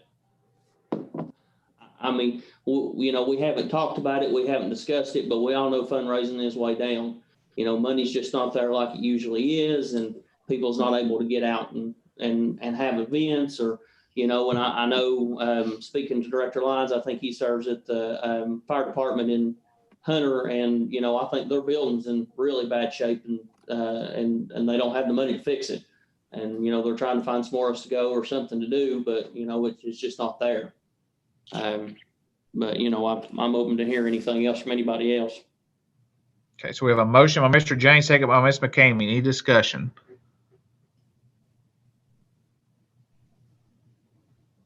One other thing, Travis, if we do this and we decide to do it, I really think it'd be a terrific thing if we set some sort of presentation up and do this to honor Mayor Barnett and do it on his behalf. We all know that's where he definitely served his time, was at the fire. And I feel like what a better way to respect him than to put this out there as a representation of him. I know that if he was here with us, he would be right on board pushing as hard as he could to make sure that we done this. He'd probably bring it before any of us could. You know, and Commissioner Holden had brought that up to me, and I thought that was a terrific idea. You know, but that's up to the committee if that's what we should do with it. I don't disagree with that. Something I can't bring up as the chair of this body, but I would like to see us, once we get the substation in Little Milligan built, to basically name it after the Rusty Barnett Memorial Public Safety Building or something. Yeah, they did a resolution. They've done a resolution for that, Travis, in Health and Welfare. There's already a resolution passed in Health and Welfare to name it. What a terrific thing if we could maybe do them both on the same night. You know, the man served many, many years this community, and he deserves the respect and us to honor him in the most way possible. So, absolutely. Commissioner Mike Hill brought that resolution forth in Health and Welfare, and it passed there. It was a very, very nice resolution that the county attorney Josh Harden had written. It was wonderful. Austin, also, I can't make this friendly amendment, but would you be willing to set any money for somebody else wants to make this amendment, set any of that money aside to finish the Elk Mills or the Little Milligan substation? Are we short on money there, or? Well, there's still a few things that need to be done, and one thing that will have to be purchased is some form of a building to keep the EMS, the rescue squad, and the fire truck housed in. That's not been purchased yet, and I'm not sure. I don't know if Chris is still on the line, Chris Schutler. He's not. We've had that discussion. It's been preliminary, but I'm not sure the cost or any of those. things with it, but I do know the water and the power will be hooked up in the next week when Ron can get up there away from all the projects that he's got going on here. Do we have the money set aside to do to finish the substation itself without the building? Do you have enough there, you think, to do that, or? Brad, was there anything set aside? I don't know. I'm thinking there was around 20,000 set aside for that. I thought it was 20 or 25. Okay. Yeah, I know Rusty did everything he could to basically get it as cheap or free as he could. And the inside of the modular will need some tender loving care, I guess you would say. It needs some paint and some drywall and some things like that. But for the most part, Ron and everybody's telling me it's in pretty good shape. Yeah, it won't take a lot to get that squared away, Pat. Oh, there he is. Yeah, I've been here. It won't take long to get that squared away, and I think there's still like I want to say 17.5 out there, Brad, if I'm not mistaken. Yeah, and I mean, if we need more, we can move it at that point in time. Brad, correct me. I think we've got around 500 in capital outlay, don't we? That's correct. Yeah, so I mean, there's plenty of money there to do those projects out of that. Good deal. Good deal. All right. So any more? Yeah, Chairman Hill, real quick, and Austin, I think we got, what do we have, 7 volunteer fire departments? Is that right? That's correct, isn't it? He threw 50,000 out there. If you give 7,500 to all 7, that's 52.5. So if he would take that number instead of just 50, that would be an even number that we could consider for those guys, 7,500 apiece. I would be open to that if you would be open, Ross, to next month reevaluate it and look at it and see how to divvy it up. My only concern is like Hampton Valley Forge runs the majority of the cost. So I hate to give them 7,500, but turn around and give, one that don't run 15 calls a year or 20, the same amount of money would be my only concern about that. I don't want to short them guys running so many calls. But I'd be grateful to take that amendment, Okay. I mean, we can wait. That's fine if we want to evaluate that and see how it plays out. No problem. Ms. McCamey, you want to accept that friendly amendment? Yes. Okay. So the motion is to set aside $52,500 of the governor's local support grant to go to the volunteer fire departments. Any more discussion? Call the roll. Mr. Campbell. Aye. Mr. Campbell, aye. Ms. Woodby. Yes. Ms. Woodby, aye. Mr. Von Cannon. Aye. Mr. Von Cannon, aye. Mr. James. Aye. Mr. James, aye. Mr. Garland. Aye. Garland, aye. Mr. Hill, aye. Mr. Frazier. Aye. Mr. Frazier, aye. Ms. McCamey. Aye. McCamey, aye. Motion passed. Thank you, guys. I really appreciate that. If we don't have anything else under the governor's grant or CARES Act, we'll move on to the discussion regarding the purchase of a baler for the landfill. I don't know if this is Mr. Lyons or Mr. Bailey or Ms. Culler. Actually, I'm on here. Okay, go ahead, Chairman Bailey. In the landfill committee, Benny brought us a proposal basically for a new baler. And the baler was $373,895.48. It cost $29,500 to install it. So we're looking right around $404,000. I know we're running out of money, but I have to be realistically with this. For years, we've asked Benny to produce. And, if you got junk, you get junk. And the thing is, he's actually, I think, really trying to make this run. He has one baler that he has to use manually. It gives him 8 to 10 bales a day. They need 33 bales to load a tractor and trailer. Mr. Tester done some numbers for us. Basically, that's 60 tons a week at $60 a ton, which means he produces $3,600 a week per tractor and trailer load. Okay, which is $14,400 per month or $172,800 per year if everything stays the same as it is. The thing is, if Benny can get a baler that doubles that, which means I think he can start paying for himself, with both balers, he will turn $7,200 a week, which is $28,800 a month, and that's $345,600 per year. basically the numbers that's coming on right now, he can actually pay for this thing in 29 months. So I know that there's a lot of discussion about this COVID money and all of this, but to me, if it can produce itself and he has something to work with, I think that's a good idea to use that COVID money coming back out of our funds to pay for this, because now with COVID, everybody's buying online and the cardboard is not going to go down. Cardboard's here to stay. It's convenient and it's easy. And my understanding, around 4 or 5 counties around us, they're not bailing it except for Johnson City by themselves with waste management. So I am asking you all to consider some way to really look at paying for this, because if he can produce that and run both bailers, I believe that might be the one thing to where he can really start making some money. Chairman Bailey. Oh, I know Chairman Bailey is Director Lyons on here. Yes, sir. Benny, Yes, can you sir. keep up with the amount of cardboard? Can we keep the inflow of it coming in? Mr. Hill, right now we are taking somewhere in the neighborhood of 24 to 27 roll-off / compactor trucks in a week that's bringing in cardboard. Okay. We are getting the majority of our cardboard from Waste Management. They are bringing in cardboard from Bristol, Tennessee City, as well as Unicoi County. Carter County is servicing Carter County with our trucks, and we are also servicing Johnson County with our trucks for cardboard. So we are producing more cardboard in the door than we can get bailed up to send out. My understanding, Mr. Hill, is right now he has to take a man, load that baler.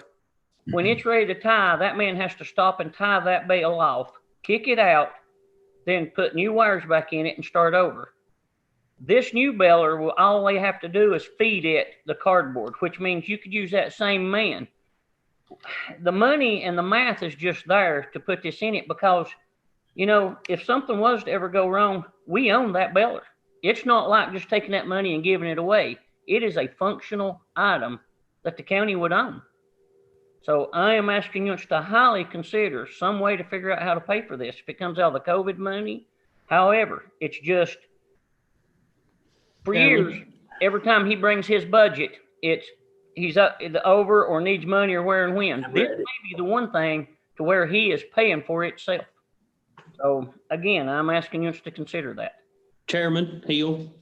Yes, sir, Mr. James. If I might, so we can get in discussion this, can I put it in the form of a motion that we purchase a baler in the amount of $403,395.48 from the general unassigned fund? Second. Now let's talk. We have a motion by Mr. James, second by Ms. Woodby, to take $403,395.48 from unassigned fund balance to purchase a baler. Is that correct? Yes, sir. All right, we open up discussion. I'm ready. Go ahead, Mr. Boncannon. The situation where I read in the minutes that you would be running both balers, the new one and the old one. You just said something that relieved one question, was that you're bringing in cardboard from other areas. Otherwise, you wouldn't have enough to run both balers. I can assure you that, because I've done the numbers, and we're gonna look at them if you want to. But anyway, if you had have asked me as a group for a new baler and discard the old baler, I might have believed that, because that baler is old. I mean, very, very old. How old? I know that and unless you've changed out, Benny, in 1996, I had that baler bailing for the county in Bimberg. No, sir, we've not changed. Same baler. So the baler should be worn out, to tell you the truth. But if you're getting this kind of volume from other areas, you probably can make sense. But unless you get it from money other than the fund balance, I'm against that. I'd say start a second shift with the old baler. Mr. Von Cannon, the numbers that my understanding what Benny's producing right now is about 8 bales a day at 210 bales off of that old baler. The new baler off the correct is supposed to produce between 20 and 26. You're talking a truckload a day. Right now, he's up barely getting 2 a week. And the thing is, we've all been asking him to get ready and start baling plastic. Well, it don't make sense for him to bale plastic for a penny or a penny and a half a pound when he can get $60 a ton out of the cardboard. So, I mean, this solves 2 problems. One, it lets him make the money, plus it lets him eventually may be able to get one of them to every now and then to bale plastic. Well, you may get a break on plastic because there is some new technology coming out that it's not totally well known. Benny knows about it. I know about it. Hopefully, Benny, that will materialize, and if it does, we can satisfy the environmental people. I live on the Watauga River. I don't live on it. I live beside of it. And let me assure you, the garbage that comes through there today is different than a year ago. I'm telling you, it's bad. And someday we need to straighten that out because Aaron Fraser talked about things going for us. One of the things we had going for us was we were not a bad county as far as cleanliness. I've traveled all over, and I'm going to tell you, some of the places they throw it out before they get through drinking it, especially if they're on the way home and their wife wants to get taken away from them. They get rid of it. But that's one of the things that people look at, and we're letting it get away from us. Although I admit a penny a pound isn't much, but you know, we caused that. We as a nation caused that. The Chinese told us several years ago that if you don't quit putting baby diapers, shoes, and whatever in the bales, we're gonna cut you off. And guess what? They did. They set some standards, 98% pure. We didn't abide by it. We didn't even try. And so they cut us off because what they were having to do was landfill for us. In essence, when they bought a bale, 90-some% of it had to be landfilled in China. But do not neglect the plastic situation. Admittedly, economics is economics. And Benny has done a fantastic job with his crew. And I saw things out of Benny that you haven't seen because I've been around longer. I've seen him hop in a container with a welder and patch holes in it. How many other people know how to even run a welder? So if you can buy this, if you can get some help on this, and it's going to take some help because $400,000 is a lot of money. If it hadn't been for the COVID money tonight, we've spent money like an inebriated sailor. And that means he was drunk. So if you could get help on the baler, fine. If not, start a second shift. Guys, let me say something as far as the baler goes. Maybe not. Start third shift. Mr. Chairman, can I speak for a moment? Yes, sir. Benny, go ahead. As far as the baling situation goes, if we was to happen to be able to acquire a new baler, we can still use the old baler to do aluminum cans, metal cans, plastics, mixed paper, stuff that we currently are not doing because we can't stay caught up with the cardboard in order to do it. we're stockpiling our mixed paper.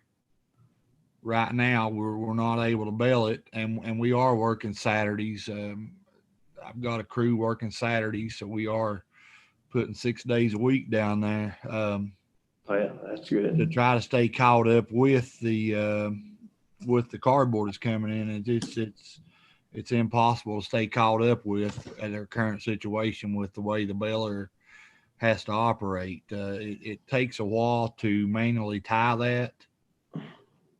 Benny, you've got no space to add a second baler. You're out of space. Well, because you can't store anything, you know that. And yes, sir. I am out of space. Somebody's in the process of building grounds on the new the addition to the building. So once they get the bids figured out on that, then we can move all of our baled material out into this extra space.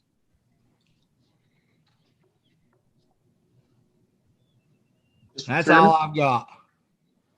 Mr. Chairman? Go ahead, Mr. Burke. I have a question for Benny. Benny, what has the rates been for cardboard over the last year or so? Brad, they dropped down to right around $15 a ton, give or take, and now they're back up to 60. Big time.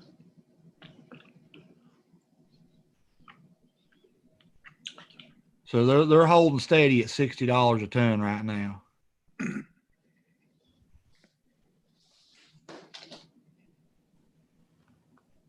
Any more discussion? Chairman Hill? Yes, sir, Mr. Tester. I talked to Benny about this, and I went off the numbers that he gave me, and from my understanding, he was going to run the old baler and the new baler, and not have to add any additional employees. So that's right, Mr. Tester. Is that correct, Benny? Yes, sir. That is correct. So you're going to be producing what you were producing, plus whatever that we can produce out of the new baler while these products are at a high market value. And while they're at a value that we can live with, they're not at a high market value. They've been up around $200 a ton. Okay. So we can live at $60. You know, that makes us money to buy the bale and wire and so on. So we can live at that, but they have been upwards around $200 a ton for cardboard. Benny, is this baler a horizontal or vertical? The new one? It is a horizontal auto tie baler, Mr. Von Cannon. It ties as it comes out of the chute. Same price? Same price. That's the budget pricing that I got. Space. The vertical is a lot less space consuming than the horizontal. Director Lyons? Yes, sir. Is there anywhere else we can set any cardboard dumpsters out? I know here at City Hall, I know we throw a lot of cardboard. There's some restaurants here downtown that throw theirs just in a dumpster. Is there anywhere of the county property within the county we could sit another dumpster or two? Well, I've got dumpsters out at a lot of your restaurants. Okay. The problem being is now, Mr. Hill, is I don't have no more dumpsters. Okay.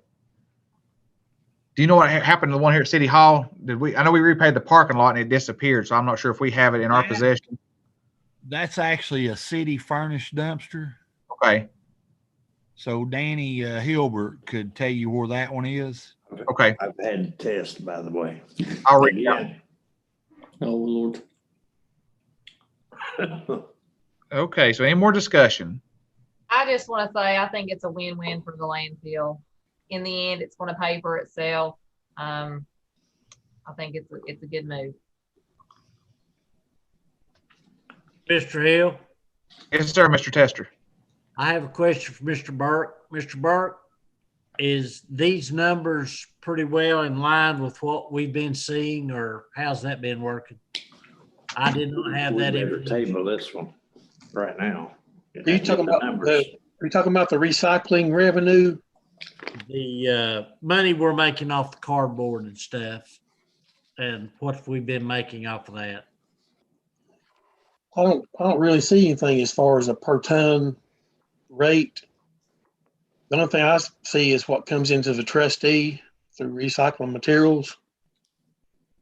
Let me look up a month here. Pull up the most recent month. Okay, thank you, Brad. Right. And I'm done. You can't take a month. You gotta take it seasonally, because in the fall and the winter, there's more cardboard available, therefore you get less money because of the Christmas holidays and that sort of thing. You need a full year or average, or 2 years average. Well, the price was much less last year.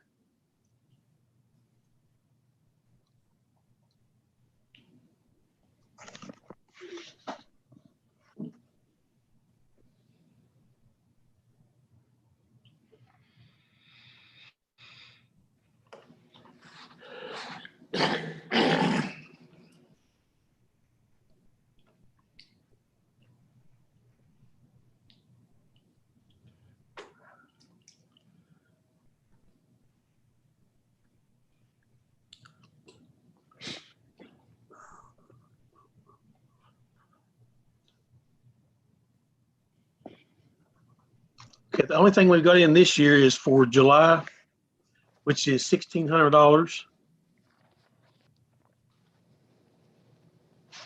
August and September revenue from the trustee it's in the process of being posted.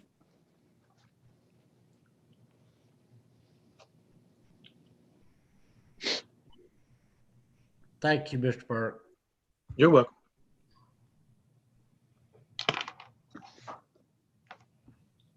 So that was 1 month, Brad. In July, we only brought $1,600 in recycling revenue. Yes. Do we really know what it costs to mail a bale of cardboard? I'm talking about a good study of what it takes to mail a cardboard. Because then you're not talking about just the mailing, you're talking about transportation of raw material as well. Until we get some good numbers on things like this. Benny, my understanding, does Waste Management bring that to you? They do, yes, sir. So it's costing us nothing to get it. It's not costing us a dime to get the 20-some trucks they come in there a week with. Talking about the hauling cost, hauling it out. They don't cost me nothing. That's included with what they give us. Oh, so they come pick it up? Yeah, we don't have to haul it out. Awesome. They will haul it in. You've got to have transportation in. Chairman Hill, I have a question. Go ahead, Mr. Frazier. Part of it. Benny, were you at full production during the month of July on the numbers that Mr. Burke was giving us? I'm thinking what happened in July, the reason those numbers are low. July is a month that a lot of you mills shut down that buys. And I'm thinking we were sitting on quite a bit of cardboard in the month of July. Because the mills wasn't taking it at the time. Okay. And if cardboard drops to $40 a ton, does that impact anything? Are we still able to money by sending it out at $40 a ton? Because I know at one point you said it was down as low as $13 a ton whenever the new facility opened. The way that works, we're making money on cardboard as we send it out, even if it's $15 to $20 a ton, for the simple reason it's keeping it out of the landfill. So therefore, we're not having to incur a cost to send it to the landfill of $20 a ton plus transportation. Well, you're right about that. Benny, my understanding is you could take on a lot more cardboard right now from other places. You just ain't got no room to get it and get rid of it. Am I correct? I don't have a way to process it in order to keep taking more and more and more and more and more. That's what the baler would do, is help with the processing. So basically, if you had it right now, is your chance to make money. Yeah, because we're the only ones doing it. Johnson City's doing their own. Waste Management hauls theirs for Bristol, and they bring it to us. We get Johnson counties, and we get Unicoi counties. We're getting the counties around us other than Washington County and Johnson City, and they have their own bailers.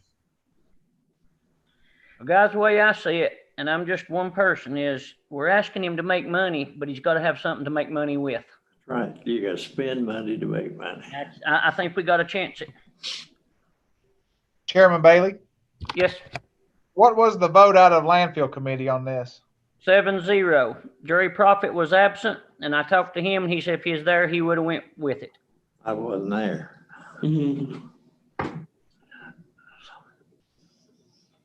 And that was 7 for it, not 7 against it. You leave them and they go in pieces. Okay, any more discussion? So the motion is by Mr. James, second by Ms. Woodby, to take $403,395.48 from unassigned fund balance. So we'll call the roll. Mr. Campbell. Aye. Mr. Campbell, aye. Ms. Woodby. Aye. Ms. Woodby, aye. Mr. Von Cannon. Until we can get some better numbers, the answer is no. Mr. Von Cannon, no. Mr. James. Aye. Aye. Mr. Garland. Aye. Mr. Garland, aye. Mr. Hill, aye. Mr. Frazier. Aye. Mr. Frazier, aye. Ms. McCamey. Aye. Ms. McCamey, aye. 7 ayes, 1 nay. Motion passed. Thank you all. Hey, Mr. Chairman, can I ask Mr. Burke a question there? Yes, sir, Mr. Lyons. Hey, Brad, I know Roger Cobalt was talking about he did the on the state bid, but he mentioned another's name, another way to do that. This is where we got our numbers from. Do you remember what that is? It's already in a contract ready to go. State bid. State bid contract. No, it's not the state bid. What's the other one? It's a purchasing cooperative. I can't think of the name of it. It's like a cooperative. Yeah, you're exactly right. Are we allowed to use that through the county? Not the cooperative, but it's something else. We can piggyback off another county in the state of Tennessee off their bid. Okay. We can participate in co-ops as long as the master agreement is approved by the county. Okay. So are you thinking that maybe we can get this cheaper?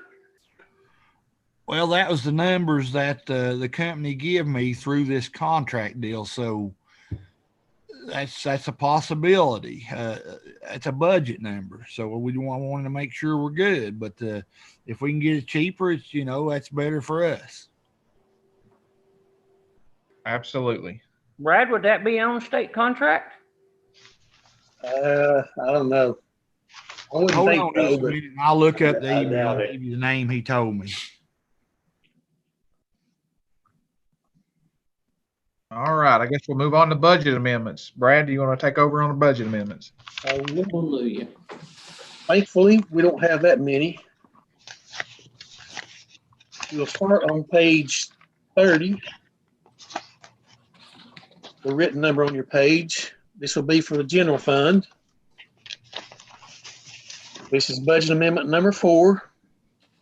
Item number 1 is to appropriate unrestricted donations received from Friendship Forward to purchase law enforcement equipment. Number 2, appropriate funds received from BNS bonding to recover a fugitive inmate from Ohio. 3, to appropriate Securus Reserve monies to purchase laptop computers for training. 4, appropriate insurance recovery to repair vehicle number 7. Number 5, appropriate insurance recovery to repair vehicle 127. 6, this is simply to reverse a budget amendment that was approved last month that wasn't necessary, as it turns out. The actual funds have been included in the original budget. Number 7, reallocate within juvenile services budget to cover data processing supplies. Number 8, reallocate within sheriff's department budget to cover the cost of toner. Item number 9, reallocate funds for monthly charges for water filtration system and security monitoring service at the Workforce Development Center. Number 10, appropriate restricted data processing fees to purchase Microsoft licenses for Circuit Sessions Court server. Total amendments of $29,715.86. From fund balance would be $5,074. From unassigned fund balance would be 0. Okay. Motion to approve. Second. By Mr. Frazier, second by Mr. Garland. Any discussion? Hearing none, we'll call the roll. Mr. Campbell. Aye. Mr. Campbell, aye. Miss Woodby. Aye. Woodby, aye. Mr. Von Cannon. Aye. Mr. Von Cannon, aye. Mr. James. Yes. Mr. James, aye. Mr. Garland. Aye. Mr. Garland, aye. Mr. Hill, aye. Mr. Frazier. Aye. Mr. Frazier, aye. Miss McCamey. Aye. McCamey, aye. Motion passed. And we'll move on to general purpose school fund. This is budget amendment number 3. Item number 1, to allocate safe schools grant funds for SROs, renewal of a Raptor security system and security equipment. Number 2, recognize an initial budget for the coordinated school health program. Number 3, recognize initial budget for Family Resource Center. 4, appropriate donations for supplies to cover CDC students riding the bus. Number 5, appropriate reserves for robotics program. Total amendments of $334,304.17, $10,000 from fund balance, 0 from unassigned fund balance. Motion to approve. Second. Motion by Mr. Frazier, second by Mr. Campbell. Any discussion? We'll call the roll. Mr. Campbell. Aye. Mr. Campbell, aye. Miss Woodby.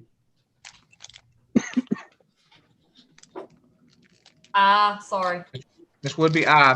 Mr. Von Cannon. Aye. Mr. Von Cannon, aye. Mr. James. Aye. Mr. James, aye. Mr. Garland. Aye. Mr. Garland, aye. Mr. Hill, aye. Mr. Frazier. Aye. Mr. Frazier, aye. Miss McCamey. Aye. Miss McCamey, aye. Motion passed. And next we have, this is also general purpose school fund. It'll be amendment 3A. This is a late amendment. It is CARES Act funds of $80,800. This is for the meat processing class at Unaka High School. Revenue with offsetting appropriations, nothing from fund balance. Motion to approve. Motion by Mr. Frazier. Second. Second by Mr. Garland. Any discussion? Brad, is this their own CARES Act funding? Yes. Okay, Yes. thank you. All right, we'll call the roll. Mr. Campbell. Aye. Mr. Campbell, aye. Miss Woodby. Aye. Woodby, aye. Mr. Von Cannon. Aye. Mr. Von Cannon, aye. Mr. James. Aye. Mr. James, aye. Mr. Garland. Aye.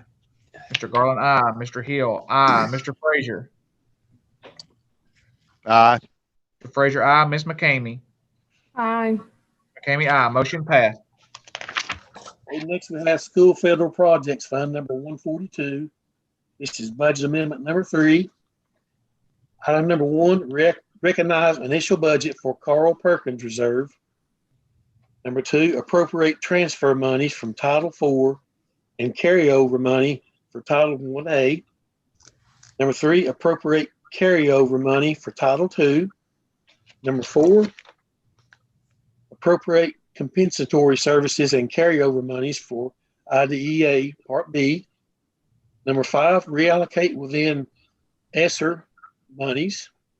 Total amendments of $478,413.66. Nothing from fund balance. Have a motion to approve. Motion. Second. Garland. Who's the second? Ms. Woodby? Yes. Second by Ms. Woodby. Any discussion? Call the roll. Mr. Campbell. Mr. Campbell, aye. Ms. Woodby. Ms. Woodby, aye. Mr. Von Cannon. Aye. Mr. Von Cannon, aye. Mr. James. Aye. Mr. James, aye. Mr. Garland. Aye. Mr. Garland, aye. Mr. Hill, aye. Mr. Frazier. Aye. Mr. Frazier, aye. Ms. McCamey. Aye. Ms. McCamey, aye. Motion passed. Last budget amendment is for Head Start Fund number 145. This is budget amendment number 2. There's one item, and this is to reallocate within the Head Start program. Total amendment $51,187, nothing from fund balance. Second. Who was the motion? I didn't catch the motion. Willie.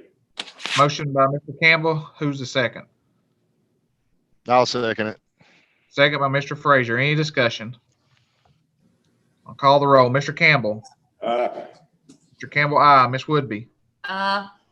Woodby, aye. Mr. Von Cannon. Aye. Mr. Von Cannon, aye. Mr. James. Aye. Mr. James, aye. Mr. Garland. Aye. Mr. Garland, aye. Mr. Hill, aye. Mr. Frazier. Aye. Frazier, aye. Ms. McCamey. Aye. Ms. McCamey, aye. Motion passed. Okay, we'll move on to the donation list. Okay. Mr. Burke. Go to page 36. These are the monetary donations for September. Total donations for the animal shelter, $970. Sheriff's Department, $2,500. Carter County Schools, $380.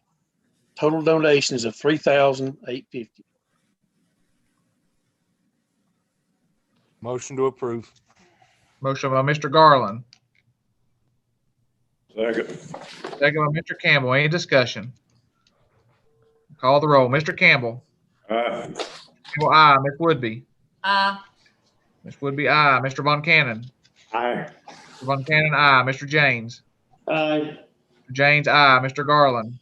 Aye. Mr. Garland, aye. Mr. Hill, aye. Mr. Frazier. Aye. Mr. Frazier, aye. Ms. McCamey. Aye. McCamey, aye. Motion passed. The last item I have is the non-monetary donations for September. And the approximate value of that is $665.02 for the animal shelter. Motion to approve. Second. Motion by Mr. Frazier, second by Mr. James. Any discussion? Call the roll. Mr. Campbell. Aye. Mr. Campbell, aye. Ms. Woodby. Aye. Ms. Woodby, aye. Mr. Von Cannon. Aye. Mr. James. Sorry, Mr. Von Cannon, aye. Mr. James. Aye. Mr. James, aye. Mr. Garland. Aye. Mr. Garland, aye. Mr. Hill, aye. Mr. Frazier. Aye. Mr. Frazier, aye. Ms. McCamey. Aye. Ms. McCamey, aye. Motion passed. Looks like that closes out. Any commissioner comments or anything? I'll entertain a motion to adjourn. Motion adjourned. Second. Motion by Mr. James, second by Mr. Campbell. All in favor say aye. Aye. Don't Hang everybody around for leave. nominating. We still have nominating, so don't. Bye, Brad. Bye. Brad. Everybody Thank but you. you.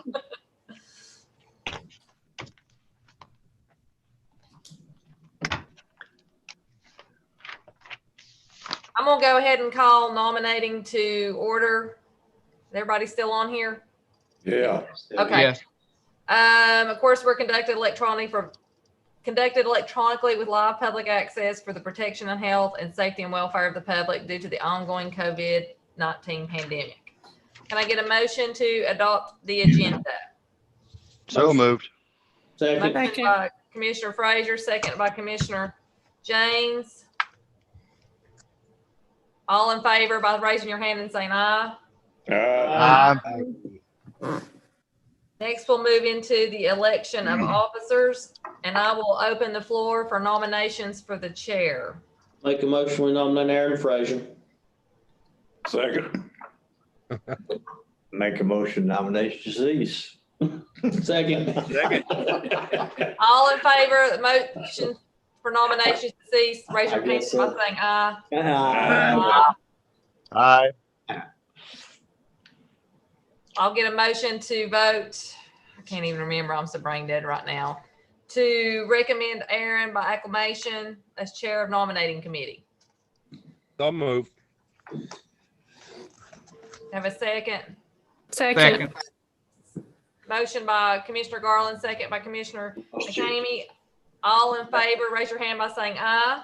Aye. Well, welcome aboard, Aaron. I'll turn the reins over to you to do vice chair. Thank you guys for your support. I appreciate it. All right. I will entertain a motion for the election of the vice chair. I make a motion, we nominate Ross Garland. Second. Do I hear any further nominations? I make a motion, nomination cease. Second. All right. All in favor, say aye. Aye. Any opposed? Motion carries. Nomination cease. I will entertain a motion to accept by acclamation. I make a motion, we nominate or accept Ross Garland for vice chair by acclamation. Second. So we have a motion and a second to accept Ross Garland by acclamation. Any opposed or all in favor, say aye. Aye. Any opposed? All right, moving on. Congratulations, Mr. Garland. Thank you. I'll entertain a motion to approve the minutes for the September 14th, 2020 meeting. I think Ms. Woodby sent those out. Yeah, they're in there. Make a motion. Do I hear a second? Second. All right, open for discussion. Any corrections or additions? I've got one, Chairman. On the new business, the nomination for what is it? The Main Street Committee. Main Street Committee. Ginger Holden, I nominated her, and I know I voted for her also, but I think they might have put me on your name. No offense, but none taken for Miss Holden on that. And let's see. Did another one get put in incorrectly then? Because that would list, it would list Yeah, 1, it 2, has 3. to be something got twisted. One. Yeah, somebody got twisted, I think. Yeah, may need to go check all those again, just in case, or ask Miss Susie to do that. But I mean, I made the nomination for Ginger, and I know I voted for her. Yeah, I know you did too. All right, I will double check on I think that. Willie voted for Aaron. Willie, is that correct? That's correct. Yeah, that's what it is. Okay, so Willie and Ross got reversed. Yeah, Willie and Ross got reversed.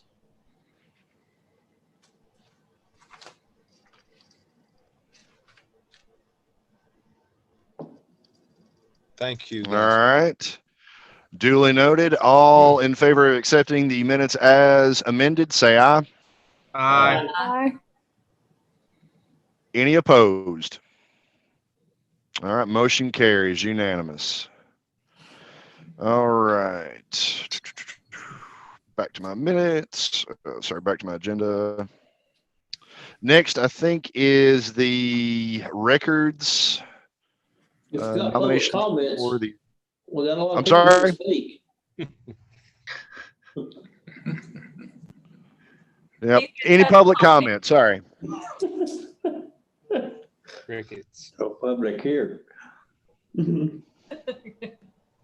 Hey guys, I appreciate if you bear with me a little bit. My headset is breaking up pretty bad. I don't know if I'm breaking up on your side, but I had to turn my camera off because I was totally losing everybody there for a while. Aaron, I had the same issue. That's why I kept my camera turned off. It was killing the band or something. I don't know. Yeah, the Chromebooks don't have an Ethernet plugin, and an Ethernet plugin is generally pretty helpful for this stuff, for a Zoom meeting. But all right, new business, records committee applications. I think we received one. Is that correct, Miss Yes. Mayor? Commissioner Holgren. I'd like to And it put looks like it. Yeah. I'd like to Go put ahead, that in Mr. form- James. I'd like to put that in the form of a motion that we recommend her to this position. Second. Second. All right, we have a motion to appoint Ms. Holdren to the Records Committee, and we have a second. Any other nominations? I make a motion, nomination cease. Second. We have a- Second. All right, all in favor of ceasing nominations, say aye. Aye. Any opposed? Should be good at that. I make a Nomination. motion that we accept by Question real acclamation. quick. I mean, there was a vacancy on this, or? Yeah, it was originally Ronnie. It was me and Ronnie, but we've never met, so we never addressed that. But now we need to meet because we want to talk about hiring an archivist to get the archive building moving. So when I started looking at who was on it, I realized we never replaced Ronnie. So that's when I sent out the email asking somebody to to take it. All right. All right, and in this case, we'll do a voice vote to make sure that there's no problems. As I call your name, let me know how you feel. Hold on, Mr. Frazier, we didn't get Go ahead. I made the motion to accept by acclamation, but we didn't get a second. I'll second. Second. Okay, we have a motion and a second to accept by acclamation. Go ahead, Willie. And Patty.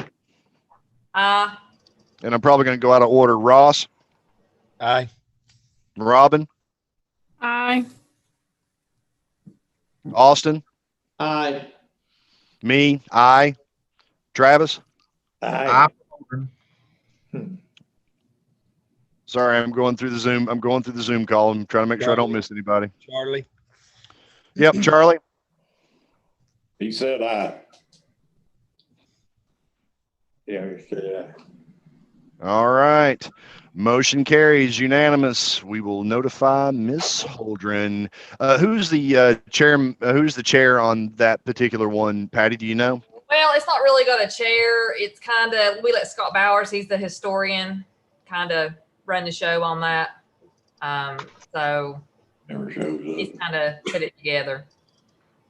It has two commissioners. right. It has two commissioners, Judge Street, Jared Ellis, Patsy from the clerk's office, and Etta Mays, the genealogist. That's the committee.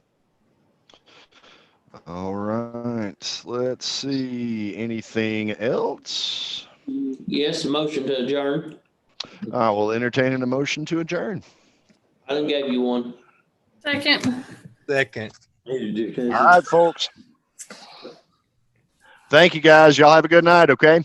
Hey, real quick, before, and I just want to mention this to Travis or Aaron, whoever, just be sure to email Patsy and let her know of the attendance, because I know I missed that the 1 month and don't want to do that again. Oh, yeah. Okay. One other thing, I asked Chief Parrish how they're going to protect the kids at the Halloween thing, the 30th.